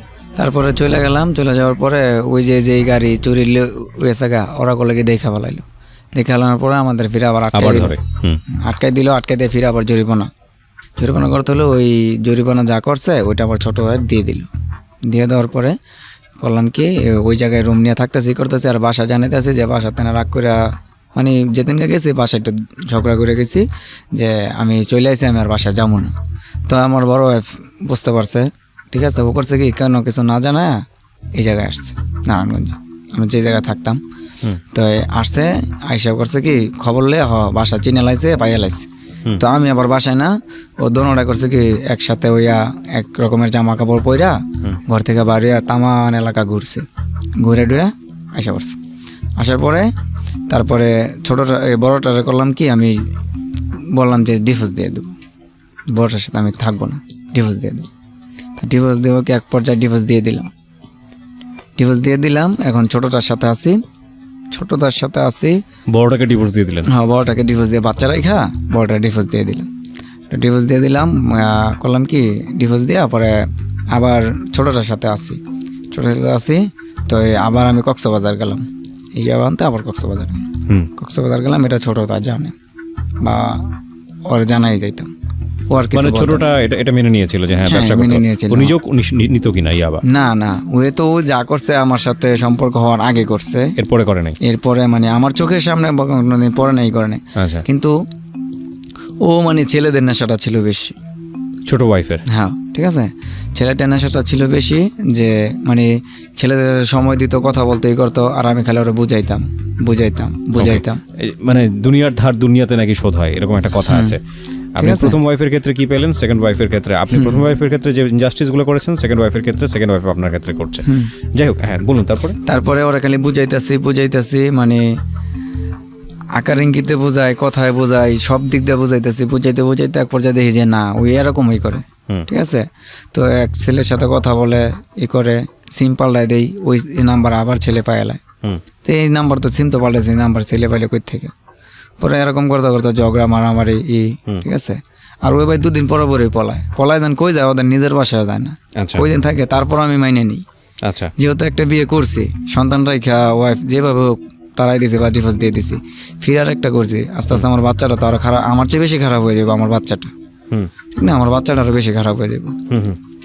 তো এরকম করতে একদিন আমি কক্সবাজার থেকে এই আপনার 1000 ইয়াবা নিয়ে আসি, এই আপনার জোতার কইরা, ঠিক আছে। তো যেই বাসায় থাকতাম, ও আবার করতো কি, যে পুলিশের সাথে থাকতো, জি, যে ম্যানেজার আনেন জুতার ভিতরে, হ্যাঁ জুতার ভিতরে এই কইরা নিয়ে আসতাম। তো আমি করতে কি, ঘরের দরজা মরজা সব লক কইরা, আমার ওয়াইফ শুধু ভিতরে, আর কেউ নেই। তো জুতার থেকে মালগুলো বার কইরা এমনি কইরা, এক মুর্দা আমি এগুলো সাপ্লাই দিতে আসছি, আর এক মুর্দা দেখি আমার বাড়ি রেড পড়ে আছে। বাড়িতে রেড পড়ছে, পুলিশের রেড পড়ে গেছে? হ্যাঁ, এই ফার্স্ট টাইম? হ্যাঁ, ঠিক আছে। তো ওই আমি তো নারায়ণগঞ্জে থাকি, আমার এলাকায় না, ঠিক আছে। তো আমি বাসায় আসলাম, তো আমার সাথে আর কোনো কিছু পাই না, আমার ঘরেও কোনো কিছু পাই নাই, ঠিক আছে। তো বললাম যে এরকম অনেক বাড়ির যেই বাসায় থাকি, ওই তো পুলিশের সাথে কাজ করে, বলতেছে তুমি জোতার ভিত্তি করে মাল আনছো, আনছো। তখনই আমার মাথার মধ্যে আমি কিরে জানলো কি, একমাত্র উপরওয়ালা ছাড়া আর আমার ওয়াইফ ছাড়া তো কেউ দেখেনি, জানে না। তো এই জিনিসটা জানলো কেমনে? পরে ওর কাছে জিজ্ঞেস করছি, ও কয় তোমার জুতা তো যেন বার করে, জুতাটা যেন বাইরে থুইছ। আমি জুতা বাইরে থুইছি দেখে সমস্যা গেছে, জুতা এমনি ছিঁড়া দেওয়া গেছে, জুতার ভিত্তে মাল আনছি, এরকম তো কোনো স্পট আসছিল না। এটা জানলো কি করে? পরে তারপরে বুঝতে পারছি যে ও এই কাজটা করছে। আপনার ওয়াইফ? হ্যাঁ। কেন? ঠিক আছে, কেন করছে মানে ও জানে আর উপরওয়ালা জানে কেন করছে। তারপরে আবার কক্সবাজার গেলাম, আবার মাল নিয়ে আনার টাইমে পুলিশে ধরলাম। পুলিশে ধরার পরে এই আপনার আল্লাহ তাল্লাহ জানি না কোন ছিলায় কেন এই পুলিশে করলো কি, মাল রাইখা মারধর করলো, কইরা পরে আমার ছাইড়ে দিল। আচ্ছা, ঠিক আছে। ছাইড়ে দেওয়ার পরে অনেক মালটা তার আমার নিজের না, অন্যজনের মাল, তারা আমি কিছুতেই বিশ্বাস করাইতে পারতেছি না যে নিয়ে গেছে পুলিশে। হ্যাঁ, পরে পুলিশে মাল রেখে কি তোরা ছেড়ে দিছে। পরে করলো কি, আমার রাত বউরা ছুরি চাপারে দাঁড় দিল যে আমার মাইরা লাগবে। আচ্ছা, ঠিক আছে, মাইরা লাগবো। তো করলো কি যে আমার ওয়াইফে আমার ধরাই দিল, ছোট ওয়াইফ আমার ধরাই দিল। ঠিক আছে, ধরাই দিল। তো পরে করলো কি, এই যে দেখেন ভাই আমি যে কাটা দাগটা, জি ডান পাশের চোখের কোণে, ঠিক আছে, কাটা দাগটা। তো আমার এরকম এক জায়গায় নিয়ে গেছে যে মাইরা লেলো, কেউ ওই জীবনও জানতো না। ওয়াইফ ধরিয়ে দিল মানে? মানে আমার ওয়াইফে আমার ধরাই দিল। কাকে ধরিয়ে দিয়েছে? এই আমার ওই যে আমি তো মানে যার মালটা নিয়ে আসছি তার কাছ থেকে একটু দূরে দূরে থাকতাম, যে হ্যাঁ যেহেতু বিশ্বাস করতেছে না, হ্যাঁ কিন্তু একবার আমার উপর টর্চার করছে, তারপরে বিশ্বাস করতেছে না। ঠিক আছে, মানে আমার এলাকার চেয়ারম্যানের সাথে আমি কাজটা করতাম। ঠিক আছে, আচ্ছা। তো চেয়ারম্যান আবার আরেকজনটা দিয়ে করে, তো হের লাগে আর আমার সম্পর্কটা বেশি ছিল। চেয়ারম্যান হয়েছে মেন, ঠিক আছে, মেন ডিলার হয়েছে চেয়ারম্যান। চেয়ারম্যান আমাকে দিয়ে করে, তো টাকা পয়সা সবাই দিব, অনেক চেয়ারম্যানের কাছে নিয়ে গেছে আমারে। ঠিক আছে, চেয়ারম্যানটা দিয়ে আর কি আমার ওয়াইফে আমার ধরাই দিল। ঠিক আছে, মানে আমি কোন সময় বাইতে দিতাম, কোন সময় এই করতাম, এটা তো আর ওরা জানতো না। আমার ওয়াইফ করলো কি, খবর দিয়ে দিল যে অমুক টাইমে ওই বাসায় আসছে। ঠিক আছে, তো ভোর সকালবেলা ফজর ওয়াক্তের আজান দিতে দিতে দেখি কি ও আমার বাসার সামনে হাজির, ঠিক আছে। তারপরে আমার ধরে নিয়ে গেল, নিয়ে যাই তার ছুরিতে একটা পোজ দিছে কে? ওই চেয়ারম্যান, ঠিক আছে। তো মায়ের লাইতে লইছিল, কিন্তু জানি না কোন মতলব আর কি। তারপরে মানে যার সাথে আমি এই কাজটা করতাম সে বলছে কি ভাইয়া যা হনের হয়েছে আমি এটার জরিমানা দিয়ে দেবো, আর দিই ওর কাছ থেকে কিছু লইতে পারিনি। মানে আপনার ওয়াইফ বলেছে? না, তাহলে ওই আমি যেই লোকের সাথে মেন ছিলাম, আচ্ছা, মানে চেয়ারম্যান এক লোক দিয়ে করাইতো, সেই লোকের সাথে ছিলাম আমি। তারপরে এই করলো যে মানে কি চেয়ারম্যানে একজনটা টাকা দিত, চেয়ারম্যানও তার এই কাজটা করতে পারবে না, আর চেয়ারম্যানে যে টাকা দিছে তার সাথে ছিলাম আমি। তো ওই যে পুলিশে ধরার পরে ডাইরেক্ট চেয়ারম্যানের কাছে আমরা নিয়ে গেছে। তো এরকম মারধর করলো, এই করলো, পরে হ্যাঁ রিক্স হইলো, ওই করলো, পরে যাই হোক এখানে সুইটা মুইটা আয় বললাম, বাসায় চলে এলাম। ওয়াইফে ছোটো ওয়াইফরা সাথে নিয়ে বাসায় চলে আসলাম। আমার আব্বু আমার কলকে ফিরে আবার একটা সুযোগ দিল কি আমার কিস্তির থেকে 50,000 টাকা ওরা দোকান দিয়ে দিল। বর্তমান আমার যে দোকান রানিং আছে, ঠিক আছে, দোকান দিয়ে দিল। তো আমার আগে আমার আব্বু আমার ওয়াইফরে জিজ্ঞেস করছে, কিরে তোরা কি আরো পাগলামি করবি নাকি ঠিকঠাক মতন দোকান চালাবি?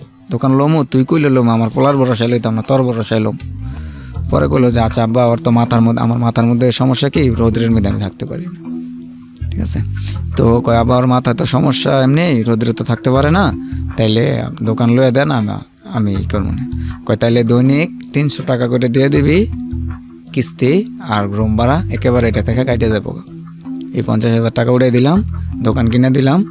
হ্যাঁ, দৈনিক 300 টাকা করে দিবি, লাভ হোক লস হোক, দোকান চালা বা না চালা এটা তোদের ব্যাপার। আচ্ছা, দৈনিক 300 টাকা করে দিয়ে দিবি, এই টাকাটা যাইব গা কাইটা। তারপরে ভাইয়া এই মুহূর্তে ওর আরেকটা ছেলের সাথে সেকেন্ড ওয়াইফে, সেকেন্ড ওয়াইফের আরেকটা ছেলের সাথে সম্পর্ক। তো এটা আমি 2-1 জনের কাছ থেকে শুনছি, কিন্তু নিজের চোখে দেখি নাই। কিন্তু যখন দেখছি তখন আমি বলতেছি যে দেখাও আমি মানে না দেখার মতো রয়েছি। রেখে আমি ওরে জিজ্ঞেস করতেছি যে কি গো এটা এমনি হয়েছে? কয় না দেখো ভালো করে দেখো। কিন্তু মানে আগে হইলো যে দেখি ওর মুখটা স্বীকার করাইতে পারে কি না। পরে দিই না হয়। পরে যখন সব প্রমাণ কিনে দিছি, দিয়া ভাইয়া ওরে এরকম মারতাম আমি, মানে ওর বয়সে মনে হয় সব টোটালি মিলায়ও এরকম এখানে এরকম বড় বড় গজারি বাইরে ভেঙে লাইতাম। তারপরে মুখটা স্বীকারও নাইতে পারতাম না। ওরা প্রমাণ দেখাইতাম, তারপরে চুপ থাকতো, করতো স্বীকার হইতো যে আমি এটা করিনি। এরপরে মনের জিত মাইরা তারপরে দেখাইতাম যে দেখ প্রমাণ না রাখে আমি তোর কইছি না যে তুই রাস্তা ইগিরও করস, মানুষ আমার কাছে কইলে আমি এটা বিশ্বাস করতাম না। আমার নিজের চোখ দিয়ে যেদিনকে দেখবো সেদিনকে তোর বিচার, ঠিক আছে। তারপরে ভাইয়া এই বৈশাখীর দিন এক ছেলে ফোন দেয়, আমি আপনার দোকানটা খুলবো। বৈশাখীর দিন এক ছেলে ফোন দেয় 5:30-6টা বাজে। তখন আমি কি দেখো তো এই ছেলেটা ফোন দিল, কি লেখা তোমার? আমি এই ছেলের এখন খবর দেয় না নাও, বলবা যে আমি বৈশাখীর দোকান নিয়ে গেছি, এই খবরটা না নাও। কয় পরে আনানো, আমাকে পরে মরে না এখন আনো। ছেলেটা ফোন দেয়া মানে আবল তাবল কথা কইতেছে, আর আবল তাবল কথা কইলে তার ছেলেটা এখানে আইতো না। পরে আমি কি এলাকার মাইমাদুরা বিচার করে দিছে, তোর উপর আর কোনো টর্চার না করি। ওটাই বিচার হয়েছিল, বিচারও হয়েছে। হ্যাঁ, বিচার হয়েছে বলতে কি যে কইছে না যে তুই যেই মারস মানে মানুষের কাছে তোর ভাই ফ্যামিলির বিষয়টা কইতে পারতেন যে আমার ফ্যামিলি আমার ওয়াইফ আরেকজনের লগে থাকছে ভাই, এটা তো বলা যায় না, ঠিক আছে। এই পরে আমি আর যারা জিগাইছে এরা ছোট ভাই মামা এরকম টাইপের লোক, বন্ধু বান্ধব হইলে যে আকার ইঙ্গিতে বোঝান যায়, ঠিক না। তারপরে আমি এরকম করতে করতে এক পর্যায়ে আমার মামারা ডাইরেক্ট বইলেই দিছি যে মামা কয় যাই কিছু হোক কোনো কিছু করবেন। আমি কই মামা শোনেন, মামা নেই মোবাইল ইউজ করে, যদি দেন যে আপনি 2বার ফোন দিয়েছেন 2বার যদি দেন ওয়েটিং, তখন মামানিরা কী করবেন? কই তখন কী করবো মানে তুই জানোস না? আমি কই দাঁড়া, আমি যদি দিয়ে যে আমার আরেকজনের লোকের শুয়ে রয়েছে তখন আমি কী করবো? কয় তারপরে তুই অন্তরে রাখছ অন্তরে তুই দিয়ে হবাই কস। আমি কই হবাই আপনারা যেন আকার ইঙ্গিতে বুঝাইতেছে, আপনি বোঝেন আপনি আমার মামা আপনার লোক কেমনে ঘুমো মেডি। হ্যাঁ, এরপরে করলো কি আচ্ছা যাই হোক হয়েছে এবারের মতো। তারপরে করলো কি আমার মামা বলতেছে অহনো ঘরতে না তারাস না কি লেগা। পরে আমি কই কি আপনি তো করলেন, আচ্ছা যাই হোক বিচার করে দিয়েছি সিটির সামনে, অনেক তার কিছু করা যেত না, ফিরে নেক্সট টাইম যদি কিছু হয় তারপরে একেবারে বাইর করে দিবি। আমি আচ্ছা ঠিক আছে। তারপরও আমাদের এক এলাকার বড় ভাই সে দোকান চালায়, তার দোকানতে সদাই পাতি আনি। কয় ভাই শোন, যা হনে রয়েছে তুই মনে করো কি তোর বাড়ির কাজের লোক, মনে কর তোর দোকানের কাজ করানোর লেগে একটা লোক লাগে, কথা সত্য, ঠিক আছে। যে এত বড় দোকানের কাজ করানোর লেগেও কিন্তু তরকারি কাটটা কুটটা দেওয়ানোর লেগেও কিন্তু একটা লোক দরকার। তুই মনে করবি কি এই মহিলা তোর কাজের লোক, ওই হিসাবে তুই রাখবি। আচ্ছা ঠিক আছে, ওই হিসাবে রাখতেছি বলতে কি যত কিছু হোক ভাই, আমরা তো একটা বাঁধনে বাধা আছি, তাই না? তারপরও এরকমভাবে চলতেছি করতেছি। বৈশাখের দিন এরকম কাহিনিটা হওয়ার পরে আমি বলতেছি কি, যাক তোর উপর কোনো টর্চার করবো না, কোনো কিচ্ছু করবো না, তুই করতে পারো। তোর আমি স্যারের এনে ফোনটা আনতে কইছি, তুই ফোনটা স্যারের নাই না, তুই স্যারের লগে আবল তাবল করলে কি স্যারের জীবন আইব? তোরা সুন্দর করে কইছি যে আমার হাজব্যান্ড বাসায় নাই, তুমি এখানে আহ, তোমার সাথে কথার কাজ আছে, ঠিক আছে? তাইলে তুই আমি যে জায়গায় কই আমি জায়গায় নিয়ে আল্লাহ স্যার বুঝাই পারি না বুঝাই পারি, ওইটা আমার ব্যাপার। মানে আমার মেন উদ্দেশ্য হলো তুই যখন অস্বীকার দাস তোর ধর্ম, পোলারও তো ধরার আমার জন্য দরকার নেই। তুই লাই দিস থেকে পোলার আয়, ঠিক না? তুই লাই না দিলে তো পোলার তোর সামনে যাইতে পারতো না। তারপরে এরকম করে করছে কি, আমি ওর ঘরতে না বাইর করে ঘরে তালা মেরে দিছি। তুই যদি ভাই অপরাধ না করতো তাইলে হয়তো আমার আব্বুর দোকান আমার দোকানের সাথে, বা যেই মামারা বিচার করে দিছে হেদের কইতো না যে তুই এই দেখেন আমার এরকম হয়েছে, স্যারা ফোন দিছে না, আমার দোষটা কি? যেরকম সুন্দর করে কইছি যে করতে পারি জায়গা এই স্যার হাজির করেই করবি, এরকম ওই সুন্দর করে গেছে, ঠিক আছে? যাওয়ার পরে কি করছে ভাই, আমি আবার বড় ওয়াইফ আনছি, ডিভোর্স হয়ে গেছে গা, তারপর আমি বড় ওয়াইফ আনছি, ঠিক আছে? আনার পরে যেদিনকে আমার বড় ওয়াইফ আইছে এর পরের দিনকে আবার ছোট আছে।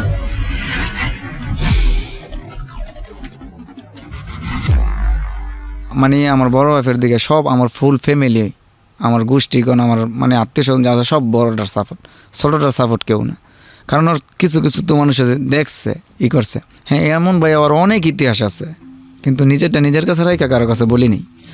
তারপরে করলাম কি যে ছোটোটারে করলাম কি যে তুই 2 দিন কই আসিলি, বড়টাকে বলতেছে যে বা আমি এনে থাকতাম না, পরে আব্বু কইতেছে কি ওই কোনো খাওয়ান খোরাক দিত না, কোনো কিছু করতো না, তোর আমি টেলিয়ারি কাজ জানা সেলাই মেশিন কিনা দিব, তুই আমার বাড়ি থাকবি, তোর বলার হলে তুই আমার বাড়ি থাকবি। ছোটো ভাই কইতেছে ভাবি সব খরচা আমি চালামো, কোনো সমস্যা নাই, মানে পুরো ফ্যামিলি তোর সাপোর্ট হই, জামাইদা কী করবেন সব খরচা আমরা চালাম, আপনার কী লাগবো পোলারে নিয়ে আপনি আমার বাসায় থাকবেন। আচ্ছা ঠিক আছে। তো পোলার নিয়ে করলো কি ওই বাসায় নিয়ে গেল গা। ছোটোটারে করলাম কি সুন্দর করে জিজ্ঞেস তুই 2 দিন কই আসিলি, শিকার আহে না। আমি তো খবর আগেই পাইছি যে কোন জায়গায় ওই আসিল, ঠিক আছে, কোন জায়গায় আসিল। আর এই মুহূর্তে ওই একটা সংবাদ দিচ্ছে কি যে ওই প্রেগনেন্ট, হ্যাঁ ছোটোটা, ঠিক আছে, ছোটোটা প্রেগনেন্ট। তা আমি তো জানতেছি যে ওই যে বড়োটা এসে এটা লেগে একটা চাল চালতেছে এরকম টাইপের। পরে করলাম কি আচ্ছা ঠিক আছে তুই এরকমই, ডাক্তারদের টেস্ট করাইলাম, কোনো কিছু না, মিথ্যা কথা। পরে করলাম কি 2 দিন কই আসিল এটা জিজ্ঞাসলাম, শিকার আহে না। পরে দিলাম আবার মাইরা আত্মত কাটটা কুটে লাইছে একবারে, মনে করেন জায়গায় স্পট, মানে পুরা শরীরের মিদে পুরাটাই স্পট। হ্যাঁ এরকম মায়ের দেওয়ার পরে কয় আচ্ছা ঠিক আছে আমি আর এই সংসার করবো না, যেমন আমাকে ইস্টামা সাইন দেওয়া যায় গা, তোর ইতিহাস তো সব ফার্স্ট হয়ে গেছে গা। আমি আগে পরে যা কিছু করছি, তুই আমার সংসার হওয়ার পরে আমি এরকম খারাপ কাজটা কি করছি, আর যাই কিছু করছি তুই আমার হেল্প করছস। যেমন আবার ব্যবসা করছি, 2 নম্বরে কাজ করছি, তুই আমার হেল্প করছস। তুই যদি আমার যাইতে না দিতে আমি জীবনে যাইতে পারলাম না, যাইতাম না। হ্যাঁ তারপরে সবাই আবার ভাইয়া করলো কি না ছোটোটারে রাখবো, যেহেতু প্রেগনেন্ট অবস্থা, এই অবস্থা তো ছাড়াছাড়ি হইব না, ঠিক আছে। যে আমি জানি ওর কাছে কইতেছে যে ভাই এটা মিথ্যা কথা, এটা কেউ মাইনে নিতেছে না, ঠিক আছে, মাইনে নিতেছে না। কয় না ওর চেহারাই বোঝা যায়, ভাই মহিলারা না অনেকজন অনেক কথা বলতেছে। তারপর আমি কী করুম, পরে বড়টা করছে কি ভাইয়া এই চলে গেছে পোলারে নিয়া, জামা কাপড় মোবাইল এখন আমার কাছে, ঠিক আছে, পোলারে নিয়া চলে গেছে, টাকা পয়সা যা মানে কোনো কিছু নেই, সব নিয়ে চলে গেছে কই আল্লাহর কি জানি না কিরকম ভাগ্য। আমি কিন্তু যে সময় আপনার এখানে ফোন করছি তখন বলছি যে কোনো যোগাযোগ নাই, ফোন নাই, আপনার এখানে আইসে মতন ফোন দিচ্ছে, মানে কিছুক্ষণ আগে ফোন দিচ্ছে। কি বলেছে যে এখানে আছে ভালো আছে, বাট ঠিকানা দেবো না, ঠিক আছে, যে জায়গায় আছে ভালো আছে, চিন্তা ভাবনা করতে না করছে। আপনার সেকেন্ড ওয়াইফ কোথায় আছে জানি না, ও আবার চলে গেছে। এই যে বৈশাখের দিন যে ওই যে ছেলের নিয়ে সমস্যা বললাম।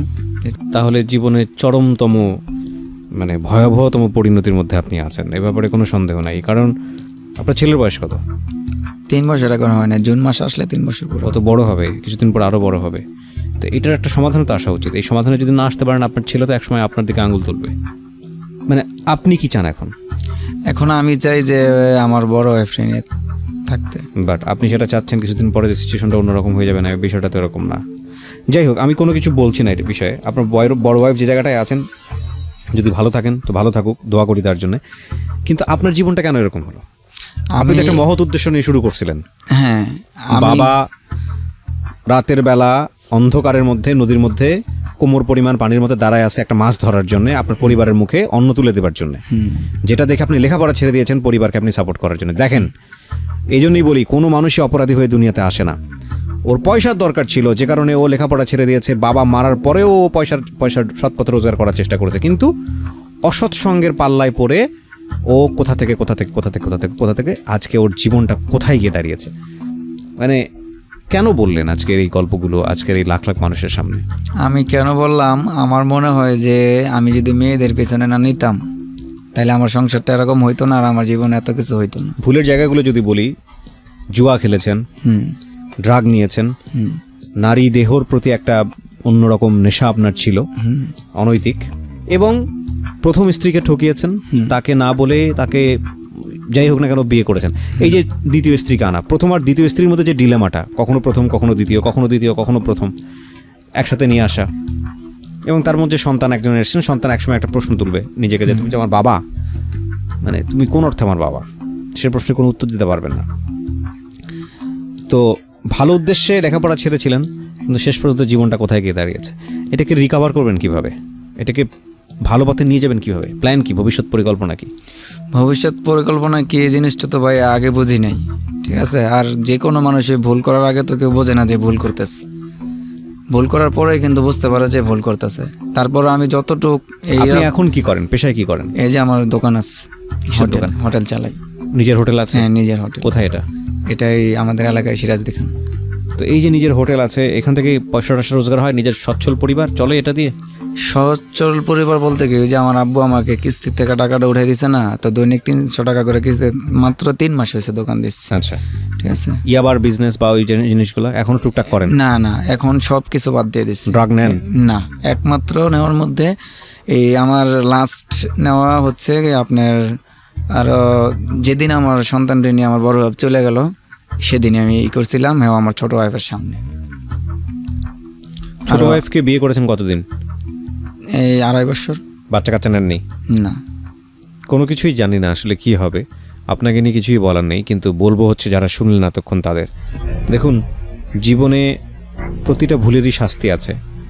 সৃষ্টিকর্তা আমাদেরকে সবসময় সতর্ক করেন। আমরা যখন ভুল করি, অপরাধ করি, তখন বুঝতে পারি না, কারণ ভুল আর অপরাধের একটা ভিন্ন রকম পৈশাসিক মজা আছে, আনন্দ আছে, কিন্তু এর পরের যে কষ্টটা সেটা খুব ভয়াবহ।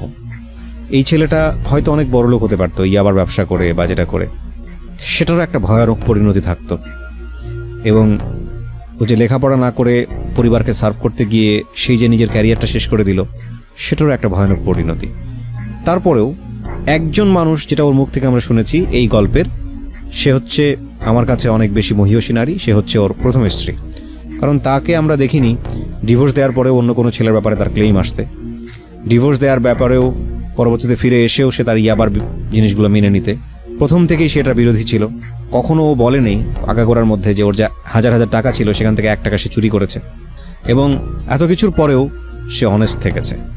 তার মানে ওর জীবনে একটা সম্ভাবনা ছিল, হৃদয়ের জীবনে একটা সম্ভাবনা ছিল যে প্রথম স্ত্রীকে যথেষ্ট রেসপেক্ট করে, সম্মান করে ও যদি এই জায়গাগুলো থেকে ফিরে আসতো, তাহলে হয়তো একটা সুন্দর ভবিষ্যৎ সে পেত।